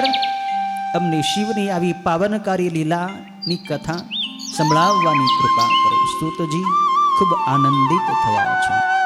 ભગવાન શિવના ચરણ કમળનું સ્મરણ કરીને સૂતજી કહે છે કે ધન્ય છે ઋષિઓ, તમને શિવની કથા વહાલી છે ને, માટે તમે ધન્ય છો. હું તમને ખાસ સંભળાવું છું. જેવો પ્રશ્ન તમે મને પૂછ્યો છે આ શિવની લીલાઓનો, એવો જ પ્રશ્ન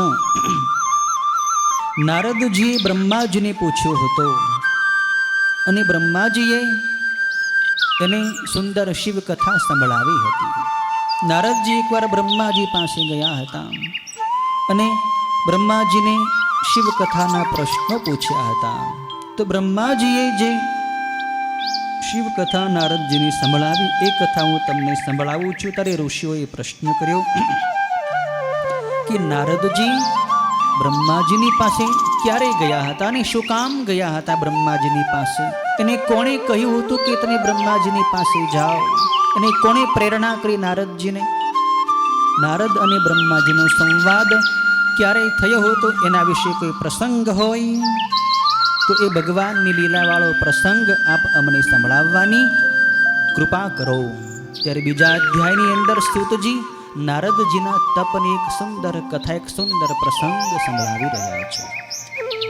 સૂતજી કહે છે કે હે બ્રાહ્મણો, એકવાર નારદજીની તપ કરવાની ઈચ્છા થઈ. હું તપ કરું. તપ કરવા માટે પવિત્ર સ્થાન જોઈએ. કોઈ પવિત્ર સ્થાન હોય ત્યાં તપ જલ્દી સિદ્ધ થાય, સફળ થાય છે. એટલે નારદજીએ વિચાર કર્યો કે સૌથી પવિત્ર સ્થાન તો ભગવાનનો હિમાલય પર્વત છે. હિમાલયમાં એકાંત છે. હિમાલય સિદ્ધોની ભૂમિ છે, ભગવાન શિવની તપભૂમિ છે. તો હું ત્યાં જઈને તપ કરું. એટલે નારદજી હિમાલય ઉપર આવે છે. અને હિમાલયમાં એક જગ્યાએ ગંગા નદી, જ્યાં સુંદર ખળખળ એનો પ્રવાહ વહેતો હતો, એની બાજુમાં એક સુંદર મજાના આશ્રમ જેવું વાતાવરણ હતું. અને ત્યાં એક સુંદર મજાની પવિત્ર ગુફા હતી.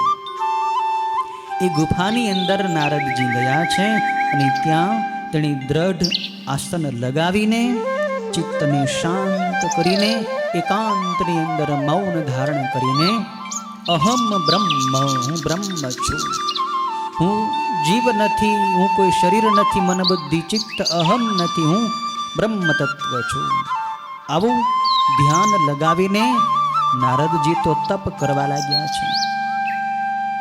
એ ગુફા, એ સ્થાન એટલું પવિત્ર સ્થાન હતું કે એ ગુફાની અંદર ધ્યાન કરતા જ નારદજીની સમાધિ લાગી ગઈ છે. દેહબાન જગતબાન બોલાઈ ગયું છે. આ બાજુ નારદજીને તપ કરતા જોઈને ઇન્દ્રને ચિંતા થઈ કે નારદ તપ કરે છે, તપ કરીને ભગવાનની પાસેથી વરદાનમાં મારું સ્વર્ગનું રાજ્ય તો નહીં માગી લે ને? બ્રહ્માજી જો મારું રાજ્ય માગી લેશે તો મારે ક્યાં જવું? મારું રાજ્ય પડાવી લેશે નારદજી. તો ઇન્દ્રને થયું કે નારદજીના તપની અંદર હું વિઘ્ન કરું તો મારું રાજ્ય સુરક્ષિત રહે. એટલે ઇન્દ્રે નારદના તપમાં વિઘ્ન કરવા માટે કામદેવને બોલાવ્યો છે. કામદેવ ઇન્દ્રનો મિત્ર છે. સ્મરણ કરતા જ કામદેવ હાજર થયો. ઇન્દ્રએ પ્રેરણા કરી કે હે મારા મિત્ર કામદેવ, તે હંમેશા મને સહાય કરી છે.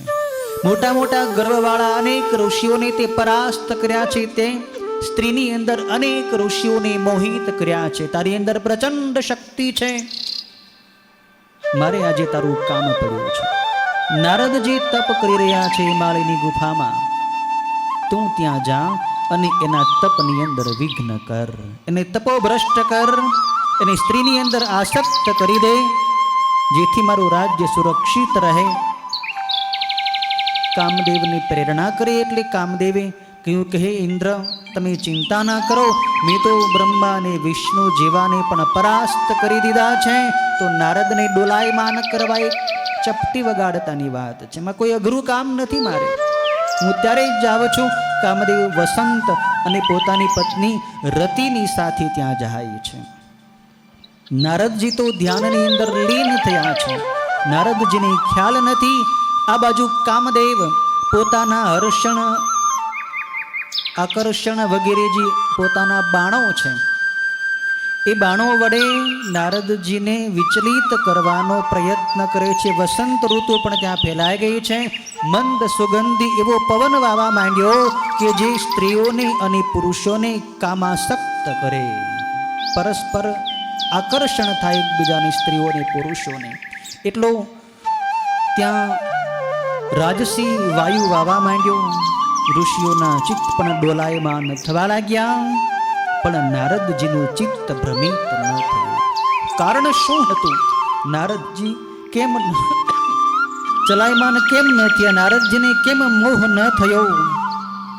કારણ એ હતું કે એ જે ગુફાની અંદર તપ કરતા હતા ને, એ ગુફામાં જ ભગવાન મહાદેવે તપ કર્યું હતું. એ મહાદેવની ગુફા હતી કે જ્યાં મહાદેવે તપ કરીને એ જ ગુફામાં બેસીને ભગવાન શિવે કામદેવને પોતાના ત્રીજા નેત્રના અગ્નિથી બાળીને ભસ્મ કરી નાખ્યો હતો. એટલે શિવની શક્તિથી, શિવની આભાથી એ ગુફા સુરક્ષિત હતી. ત્યાં કામદેવને પ્રવેશ નહોતો, ત્યાં કામદેવનો કોઈ પ્રયત્ન લાગુ પડી શકે એમ નહોતો. એટલા માટે નારદજી ત્યાં સુરક્ષિત રહી ગયા. બાકી નારદજી મોહિત થઈ જ જાત, પણ એ સ્થાન જ પવિત્ર હતું, જેથી ત્યાં ચિત્તમાં કામ પ્રવેશ ન કરી શક્યો. ઘણા પ્રયત્નોની અંતે પણ નારદજીનું ચિત્ત વિકારી ન બન્યું. એટલે કામદેવ થાકીને જતો રહ્યો. ઇન્દ્રને બધી વાત કરી કે મારું કામ નથી. નારદજી તો દ્રઢ ધ્યાની છે, નૈષ્ઠિક બ્રહ્મચારી છે, એની સ્ત્રીમાં આસક્તિ કેમ થાય? કામદેવ હારી ગયા. ઇન્દ્રને પણ નવાઈ લાગી કે ધન્ય છે નારદજીને કે એ કામદેવના વશમાં ન થયા. બાકી મોટા મોટા વિશ્વામિત્ર જેવા ઋષિઓ પણ કામદેવની અંદર ફસાણા છે.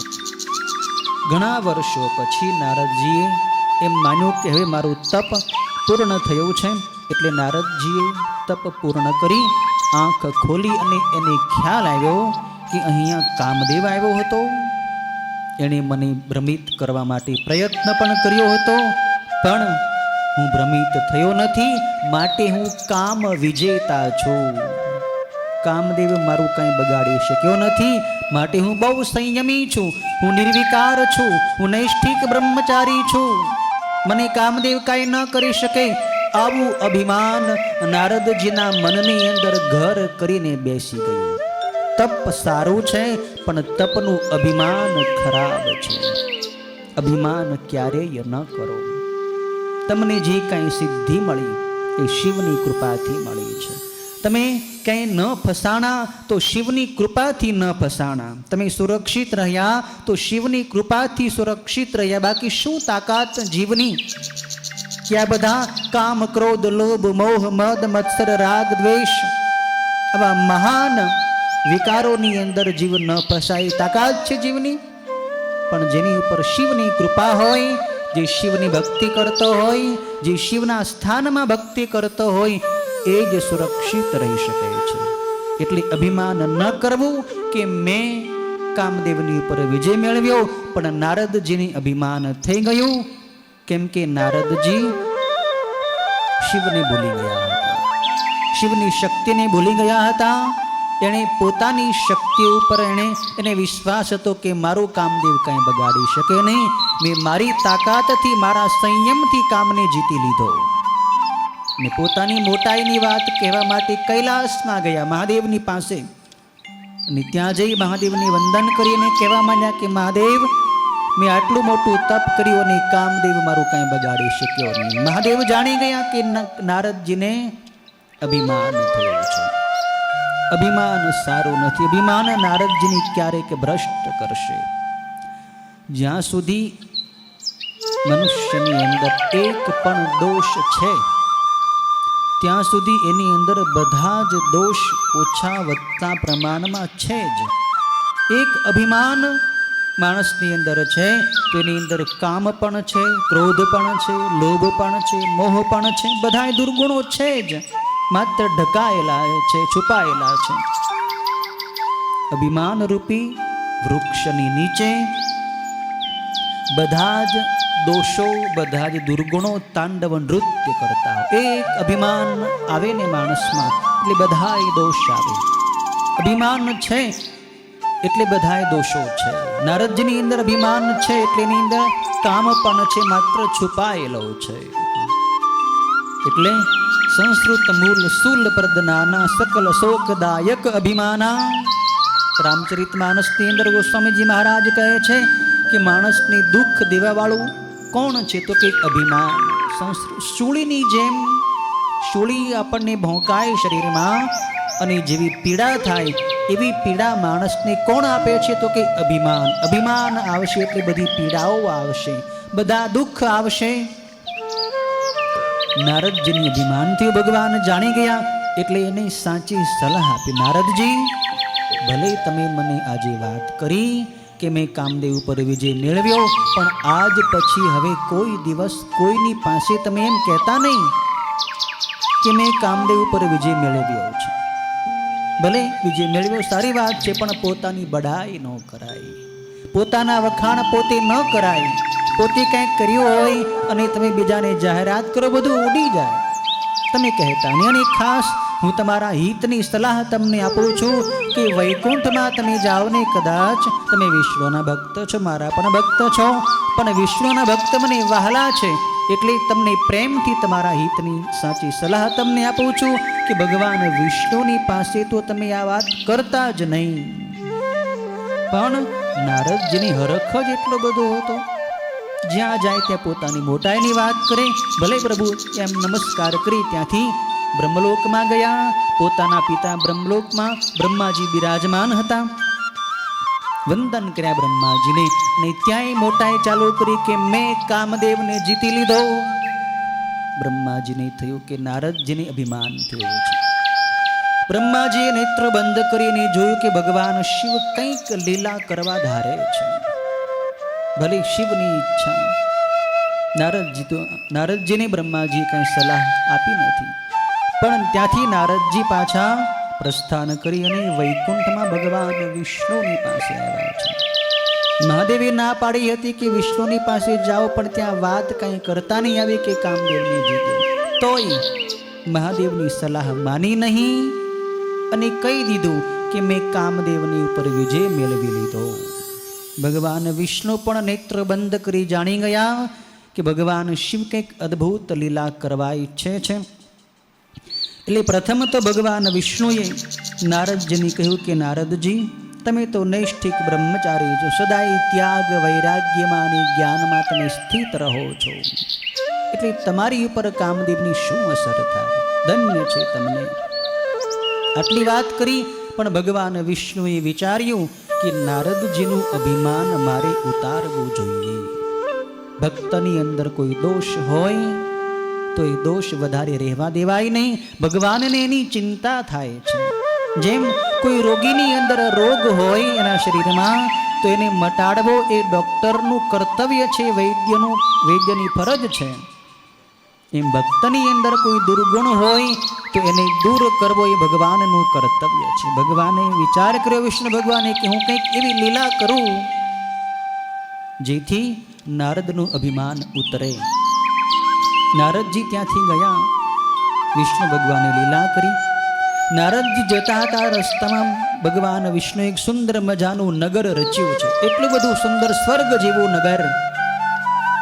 ત્યાં શીલનિધિ નામનો રાજા રાજ્ય કરતો હતો. એ નગરની અંદર સુંદર સ્ત્રીઓ પુરુષો હતા, વૃક્ષો હતા, બગીચાઓ હતા, નદીઓ હતી. અત્યંત રમણીય વાતાવરણ હતું. એ શીલનિધિ રાજાને શ્રીમતી નામની એક કન્યા હતી. કન્યા યુવાન હતી અને રૂપનો ભંડાર હતી.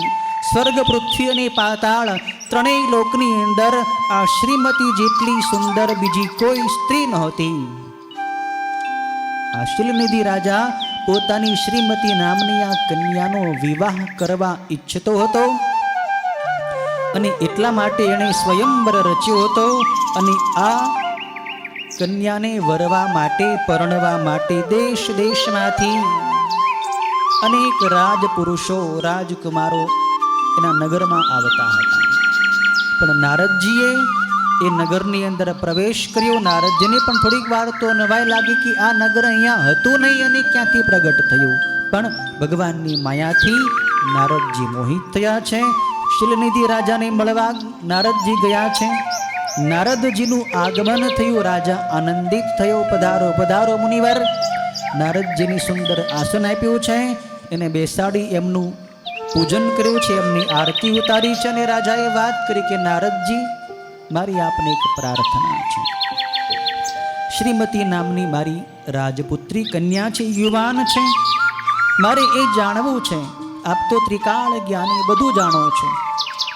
તો મારી પુત્રીને કેવો પતિ પ્રાપ્ત થશે, એ કેવા પુરુષને વરશે, એ ક્યાં જશે, એનો વિવાહ કોની સાથે થશે, આ મને આપ બતાવો. એટલે એમ કહીને શીલનિધિ રાજાએ પોતાની પુત્રી શ્રીમતી હતી એને બોલાવરાવી અને નારદજીની વંદન કરાવ્યા છે. શ્રીમતી આવીને નારદજીની ચરણ વંદના કરી અને શ્રીમતી ઉપર દ્રષ્ટિ કરતા જ નારદજીનું ચિત્ત ચલાયમાન થયું છે. એટલી સુંદર હતી રાજકન્યા, જોઈને નારદજીની અંદર વાસનાનો અંકુર ફૂટ્યો છે. કામદેવના ભયંકર બાણોથી પણ જેનું ચિત્ત ડોલાયમાન ન થયું એ નારદજી અહીં શ્રીમતીની અંદર આસક્ત થયા છે. એનું સર્વાંગ જોયું. નારદજીને થયું કે આ કન્યા તો મને જ મળવી જોઈએ. આ કન્યાને તો હું જ પરણું, પણ ઉપાય શું? નારદજી ચતુર છે. રાજાએ પ્રશ્ન કર્યો હતો કે આને કેવો પતિ પ્રાપ્ત થશે? તો નારદજીએ ઉત્તર આપ્યો કે હે રાજા, આ તારી પુત્રીને તો ભગવાન શિવ જેવો બળવાન, સમર્થ અને કામને જીતનારો વીર અને લક્ષ્મી ના પતિ જેવો સુંદર પતિ આ તારી પુત્રીને પ્રાપ્ત થશે. અત્યંત સુંદર ભગવાન વિષ્ણુ જેવો સુંદર પતિ આને પ્રાપ્ત થશે. આવી વાત કરી નારદજી ત્યાંથી પ્રસ્થાન કરી ગયા. નારદજીને હવે તલપાપડ થવા લાગી કે આ રાજકન્યાને હું કેવી રીતે મેળવું. વિચાર કર્યો કે સ્ત્રીઓને રૂપ વહાલું હોય છે. રૂપાળો પુરુષ હોય, રૂપનો ભંડાર હોય, એવો પુરુષ સ્ત્રીઓ ઈચ્છે છે. તો હું સુંદર એવું રૂપ બનાવું ભગવાન વિષ્ણુની જેવું, અને એવું રૂપ મેળવવા માટે ભગવાન વિષ્ણુની પાસે જ હું જાઉં. હું વિષ્ણુનો ભક્ત છું. નારદજી વૈકુંઠમાં ગયા છે.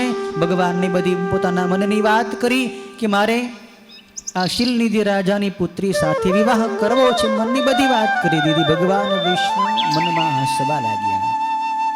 એક બાજુ નારદજી એમ કહે છે કે હું કામ વિજેતા છું, અને અત્યારે વળી પાછા એમ કહે છે કે શીલનિધિ રાજાની દીકરીને હું વરવા માંગુ છું, પરણવા માંગુ છું. ભગવાનની લીલા કેવી અદ્ભુત છે. નારદજી કહે છે કે ભગવાન વિષ્ણુ, તમે મારી પર કૃપા કરો, મને તમારા જેવું સુંદર રૂપ આપો ને. એ રૂપ બનાવીને હું જાઉં સ્વયંવર સભામાં, તો એ કન્યા મારા જ કંઠની અંદર વરમાળા પહેરાવે. મને આપનું સુંદર રૂપ પ્રદાન કરો. ભગવાન વિષ્ણુ મર્મની અંદર નારદજીને કહે છે કે નારદજી તમે જાઓ. જેમ કોઈ રોગી માણસ હોય તો વૈદ્ય એનું જે રીતે હિત કરે એ રીતે હું તમારું હિત કરીશ. આ મર્મ વચન કયા છે. તમે રોગી છો, તમારી અંદર કામ નામનો રોગ પેસી ગયો છે, તમને આસક્તિ થઈ છે સ્ત્રીની અંદર. તો જેમ ડૉક્ટર હોય, વૈદ્ય હોય, એ દર્દીનું હિત કરે એમ હું તમારા મનમાંથી કામરૂપી રોગને નષ્ટ કરીશ, હું તમારું હિત કરીશ. નારદજી કાંઈ મર્મની વાત સમજી શક્યા નહીં. નારદજીને તો એમ કે ભગવાને મને પોતાનું રૂપ આપી દીધું છે.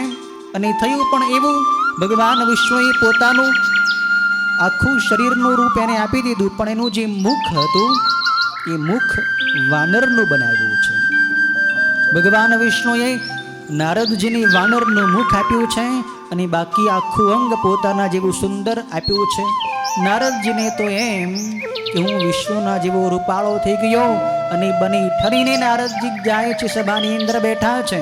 બરાબર એ સભાની અંદર ભગવાન શિવના બે દૂતો બ્રાહ્મણનું રૂપ ધારણ કરીને નારદજીની રક્ષા કરવા માટે આવ્યા હતા. જોઈ ગયા બંને શિવદૂતો જે બ્રાહ્મણો બન્યા હતા એ જોઈ ગયા કે આ નારદજી જ છે અને એનું આખું શરીર તો વિષ્ણુના જેવું છે, પણ રૂપ એનું મુખ વાનર જેવું. એટલે એને નારદજીને સાવધાન પણ કર્યા. બંને બ્રાહ્મણો પોતે અરસપરસ વાતચીત કરવા માંડ્યા કે જુઓ તો ખરા, આ નારદજીનું મુખ વાનર જેવું છે અને આ રૂપ એનું વિષ્ણુ જેવું છે. આને થોડી વરમાળા પહેરાવશે આ રાજકન્યા. નારદજી ખોટા કામાસક્ત થયા છે. પણ નારદજી તો એટલા બધા હરખમાં હતા ને કે બ્રાહ્મણની વાત એને સાંભળી નહીં. આ બાજુ સ્વયંવર સભા ચાલુ થઈ. હાથમાં સુંદર મજાની સુવર્ણની વરમાળા લઈને આ રાજકન્યા શ્રીમતી સભાની અંદર ફરે છે. એક પછી એક રાજપુરુષોની સામેથી પસાર થાય છે. પસાર થતા થતા જ્યારે નારદજી જે વાનરના જેવા મુખવાળા હતા એની સામે આવીને ત્યારે તો એ શ્રીમતીને બહુ ક્રોધ ચડ્યો કે કોણ છે આ વાંદરા જેવા મોઢાવાળો અહીંયા મને વરવા માટે આવ્યો છે. ત્યાંથી આગળ જતી રહી, ઝડપથી ત્યાંથી આગળ વહી ગઈ. નારદજી પણ ઉદાસ થઈ ગયા કે મને વરમાળા પહેરાવી નહીં. આખી સભામાં કોઈ પણ પુરુષ એને જેવો મનગમતો હતો એવો કોઈ પુરુષ મળ્યો નહીં. ત્યારે વિષ્ણુ ભગવાન એ સભાની અંદર ત્યાં પ્રગટ થયા. વિષ્ણુ ભગવાનને જોઈને એ શ્રીમતી રાજકન્યાએ વરમાળા ભગવાન વિષ્ણુના કંઠમાં આરોપિત કરી દીધી, પહેરાવી દીધી. અને ભગવાન વિષ્ણુ એ શ્રીમતી નામની કન્યાને લઈને ત્યાંથી જતા રહ્યા, ત્યાંથી અંતર્ધાન થઈ ગયા. નારદજીની ઈચ્છા મનની મનમાં રહી ગઈ, શ્રીમતી મળી નહીં. નારદજી ઉદાસ થયા. સભા વિસર્જન થઈ ગઈ. પછી પહેલા જે બંને બ્રાહ્મણો હતા એને નારદજીને કીધું કે નારદજી તમારું મોઢું તો તમે જુઓ, અરીસામાં પહેલા તમે તમારું મોઢું તો જુઓ, વાંદરા જેવું તમારું મોઢું છે. અને શ્રીમતી કન્યાને તમે વરવા આવ્યા હતા ત્યારે નારદજીની આંખ ખુલી, અરીસામાં જઈને એને જોયું ત્યારે મોઢું એને વાનર જેવું દેખાણું. એટલે પહેલા તો નારદજીને એ બ્રાહ્મણોની ઉપર જ ક્રોધ ચડ્યો કે તમે બ્રાહ્મણના પુત્ર થઈને મારી મશ્કરી કરી છે, તો તમે બ્રાહ્મણોના શરીરથી જન્મેલા બ્રહ્મ રાક્ષસ થઈ જાઓ. નિરપરાધ હતા, બ્રાહ્મણોનો કોઈ દોષ નહોતો. એને તો સાચી વાત કરી હતી. પણ જેની અંદર કામ આવે ને અને ક્રોધ, એના મનમાં ક્રોધ પણ આવે. અને ક્રોધાદ ભવતી સંમોહ, સંમોહાત સ્મૃતિ વિભ્રમ, સ્મૃતિ ભ્રંશાત બુદ્ધિનાશો, બુદ્ધિનાશાત પ્રણશ્યતિ. એક પછી એક પતનની ખાઈમાં પગથિયા ઉતરતા ઉતરતા માણસની બુદ્ધિ ભ્રષ્ટ થઈ જાય. એક કામ નામનો દોષ જીવનમાં આવે ને એટલે બધાય દોષ આવે છે. નારદજી ક્રોધથી બ્રાહ્મણોને શાપ આપી દીધો. અને પછી નારદજીનો હજી ક્રોધ શાંત થયો નથી. એને થયું કે ભગવાન વિષ્ણુએ મને છેતર્યો છે, માટે વિષ્ણુને પણ આજે હું દંડ દઈશ. ગયા છે વૈકુંઠ લોકમાં, ક્રોધના આવેશમાં આવી ગયા છે નારદજી. અને ભગવાન વિષ્ણુને કહે છે કે હે વિષ્ણુ, તમને આજ સુધી કોઈ બળવાન મળ્યો નથી. તમે મારી સાથે પણ દગો કર્યો છે, વિશ્વાસઘાત કર્યો છે. મારી પહેલાય તમે ઘણાને ઠગ્યા છે. દેવોને દાનવોએ સમુદ્ર મંથન કર્યું, એ વખતે એમાંથી ઝેર નીકળ્યું તો મહાદેવ પી ગયા એટલે બધાની રક્ષા થઈ ગઈ. પણ અમૃત નીકળ્યું ત્યારે તમે મોહિનીનું રૂપ ધારણ કરીને દેવતાઓને અમૃત પાયું. અસુરોને દારૂ પાયો, તમે અસુરોને ઠગ્યા હતા. ઘણી ઘણી વાર તમે કેટલાયને સાથે દગો કર્યો છે, બધાને છેતર્યા છે, તમે બધાને મોહિત કરો છો, પણ મારા જેવો બળવાન તમને આજ સુધી કોઈ મળ્યો નથી. તમે મને છેતર્યો છે, મુખ વાનરનું આપ્યું તમે મને, માટે આજે હું તમને શાપ આપું છું, તમે તમારા કર્મનું ફળ ભોગવશો. કે હે વિષ્ણુ, મોહ પમાડનારા તમે મને સ્ત્રી માટે વ્યાકુળ કર્યો અને કપટનું કાર્ય કરીને જે સ્વરૂપે મને બેડોળ બનાવ્યો એ જ રૂપે તમે પણ મનુષ્ય થાઓ. સ્ત્રીને માટે તમે મને વ્યાકુળ કરી દીધો, તો તમારે પણ મનુષ્યનો અવતાર લઈને સ્ત્રી માટે વ્યાકુળ થવું પડશે, સ્ત્રી માટે જંગલમાં આમ તેમ ભટકવું પડશે. અને વળી તમે મારું મોં જેનું બનાવ્યું છે એ વાંદરાઓ તમને સહાય કરનાર થાઓ. તમે સ્ત્રી માટે જ્યારે અહીં ત્યાં ભટકશો જંગલમાં, તમારી સ્ત્રીને કોઈ લઈ જશે, ત્યારે વાનરો જ આવશે અને વાનરો જ તમને સહાય કરશે. તમે મારું મુખ વાનરનું બનાવ્યું હતું ને, તો એ વાંદરાઓ જ તમને સહાય કરશે. નારદજી આ રીતે ભગવાન વિષ્ણુને શાપ આપ્યો અને કીધું છે કે બીજાને દુઃખ દેનારા તમે સ્ત્રીના વિયોગનું દુઃખ પામશો અને મનુષ્યની ગતિ પામીને લગભગ અજ્ઞાનથી મોહિત થશો. જેની ભક્તિ કરે છે નારદજી, જેની ધૂન કીર્તન કરે છે, જેની ઉપાસના કરે છે, એ એના ઈષ્ટદેવ ભગવાન વિષ્ણુને જ નારદજીએ શાપ આપી દીધો.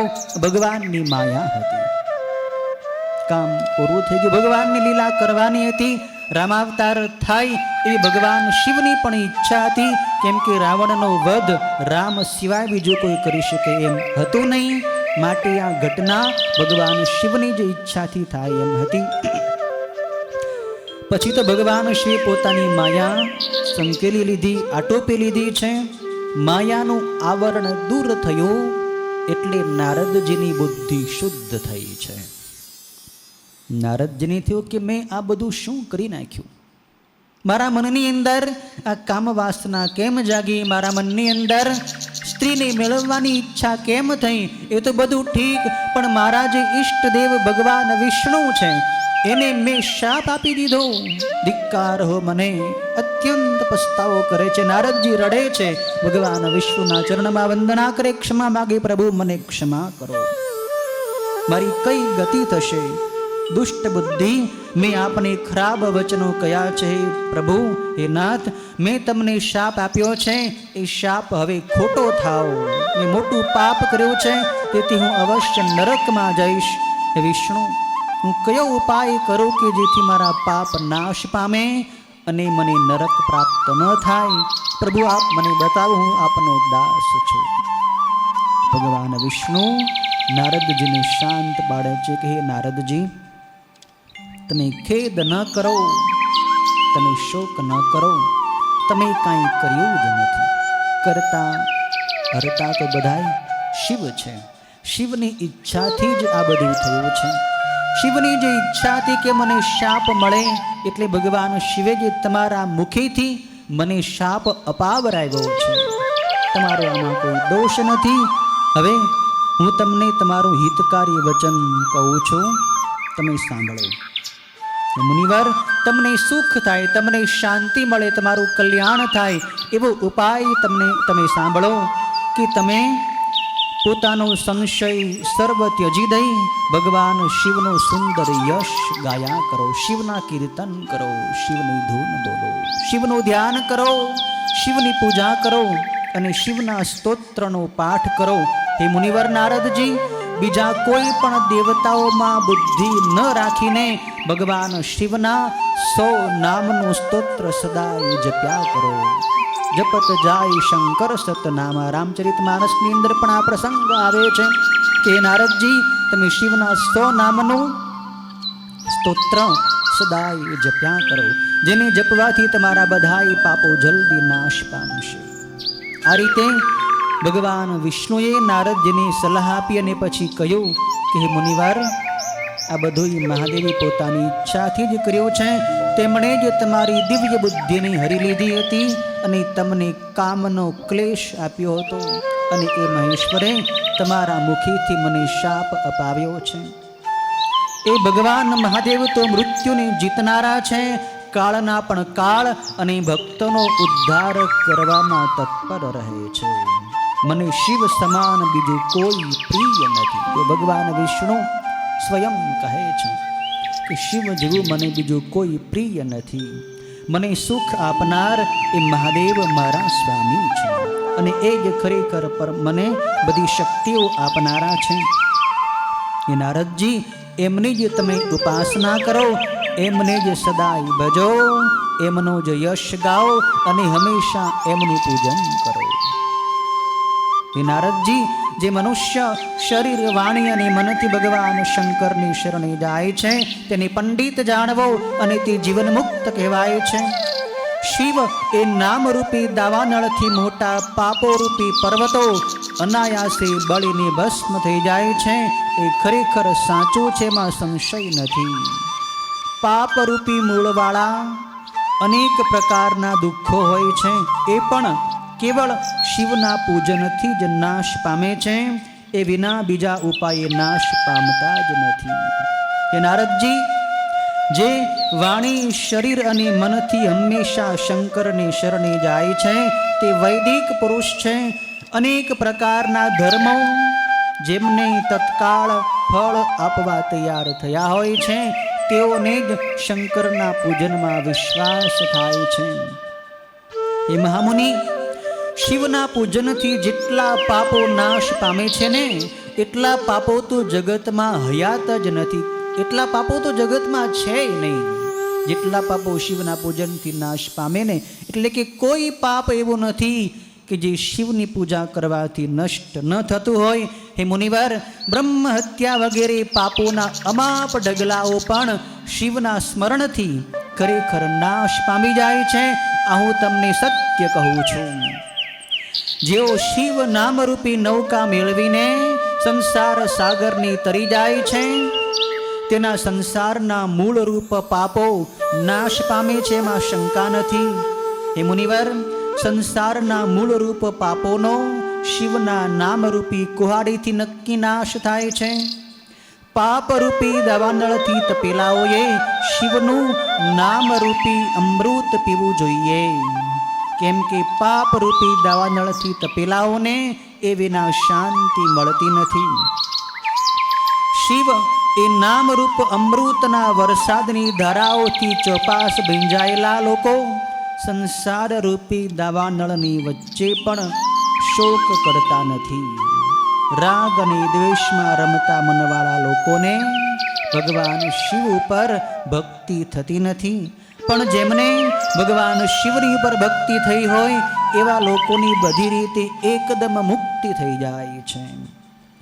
અનંત જન્મોથી જેણે તપ કર્યું હશે તેને જ પાર્વતીના પતિ ભગવાન શંકરની ઉપર ભક્તિ થાય છે. શિવ ઉપર ભક્તિ થઈ હોય પણ એ જો બીજા દેવ ઉપરની જેવી સામાન્ય ભક્તિ હોય તો નિષ્ફળ છે. પરંતુ એ શિવની ભક્તિ વ્યભિચાર વિનાની એટલે કે અસાધારણ હોવી જોઈએ. કોઈ પુરુષ પોતાની પત્નીને છોડી પરસ્ત્રી ગામી થઈ જાય તો એને વ્યભિચારી કહેવાય. એમ જે દેવતાઓને આપણે માનતા હોઈએ એ દેવતાને છોડીને બીજા કોઈની પાસે જઈએ, બીજાની ઉપાસનામાં લાગી જઈએ તો એ વ્યભિચારવાળી ભક્તિ કહેવાય. ભગવાન વિષ્ણુ અહીં કહે છે કે એક અવ્યભિચારીણી ભક્તિ એટલે કે અસામાન્ય ભક્તિ એટલે કે શુદ્ધ ભક્તિ હોય તો ભગવાન શિવના ઉપર જરૂર કૃપાળુ બને છે. જેને શિવની ઉપર અસાધારણ ભક્તિ હોય છે તેને જ મોક્ષ સુલભ છે, બીજાને સુલભ નથી એવું મારું માનવું છે. અનંત પાપો કરીને પણ જો મહાદેવ ઉપર ભક્તિ થાય છે તો સર્વ પાપોથી જીવ છૂટી જ જાય છે, એમાં સંશય નથી. જેમ જંગલમાં દાવાનળથી બળી ગયેલા વૃક્ષો ભસ્મીભૂત થાય છે તેમ શિવના ભક્તોના પાપ પણ ભસ્મીભૂત થાય છે. જે હંમેશા ભસ્મથી પવિત્ર શરીરવાળો અને શિવ પૂજામાં તત્પર રહે છે તે પાર વિનાના અતિ ભયંકર સંસારને અવશ્ય તરી જાય છે. ભગવાન વિષ્ણુ આ વાત કરે છે નારદજીને.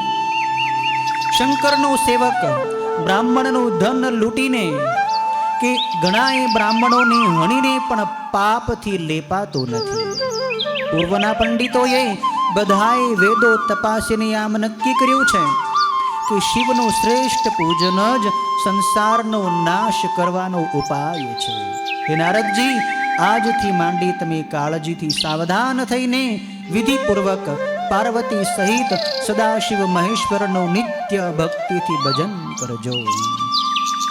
પગથી મસ્તક સુધી આદર સાથે ભસ્મથી બરાબર લેપન કરી સર્વ શ્રુતિઓમાં સંભળાતો શિવનો ષડાક્ષર મંત્ર જપ્યા કરો. ષડ અક્ષર વાળો એટલે કે ઓમ સહિત નમઃ શિવાય. 6 અક્ષર થયા. ઓમ નમઃ શિવાય મંત્ર સદાય તમે જપ્યા કરો. શિવને પ્રિય એવા રુદ્રાક્ષોને બધાય અંગો ઉપર અતિ સદભક્તિથી વિધિપૂર્વક મંત્ર સહિત તમે ધારણ કરો. તમે રુદ્રાક્ષની માળા પહેરો. શિવની કથા હંમેશા સાંભળો અને શિવની કથા જ હંમેશા કહો. તેમજ અતિશય કાળજીથી શિવના ભક્તોનું પૂજન કરો. પ્રમાદ રાખ્યા વિના એક શિવને જ શરણે જાઓ, કેમ કે શિવ પૂજા કરવાથી જ નિત્ય આનંદ મેળવાય છે. હે મુનિવર, શિવના પવિત્ર ચરણ કમળને હૃદયમાં ધારણ કરી પ્રથમ તો શિવના તીર્થોમાં તમે ફરો. તમે જ્યાં જ્યાં પૃથ્વી પર શિવના તીર્થો છે ત્યાં બધે યાત્રા કરો. પછી શંકર પરમાત્માનો અતુલ મહિમા જોતા જોતા તમે શંભુની પ્રિય એવા આનંદ વનમાં જાઓ. આનંદ વન એટલે કાશી નગરી. કાશી નગરીનું બીજું નામ, પૌરાણિક નામ આનંદ વન છે. તમે કાશીમાં જઈને ભક્તિથી ભગવાન વિશ્વેશ્વરના દર્શન કરી પૂજન કરજો. એમને નમસ્કાર અને સ્તુતિ કરીને તમે વિશેષ કરી નિર્વિકલ્પ સ્વરૂપ થશો. તમારા બધાય સંકલ્પો વિકલ્પો ત્યાં શાંત થઈ જશે. કેમ કે કાશી વિશ્વનાથનો મહિમા જ અદ્ભુત છે.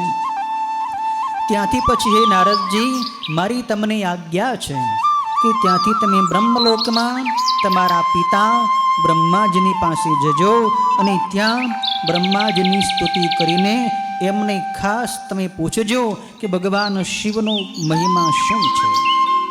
ભગવાન શિવનો મહિમા અને તેમના 100 નામનું સ્તોત્ર અત્યંત પ્રીતિથી બ્રહ્માજી તમને સંભળાવશે. આ રીતે તમે આજથી શિવ ભક્ત થાઓ અને શિવ પરાયણ થાઓ, જેથી તમે વિશેષ કરીને મુક્તિ પામશો અને ભગવાન શિવ તમારું કલ્યાણ કરશે. નારદજીની આ રીતે સલાહ આપી, પ્રેરણા આપી ભગવાન વિષ્ણુ ત્યાંથી અંતર્ધાન થયા.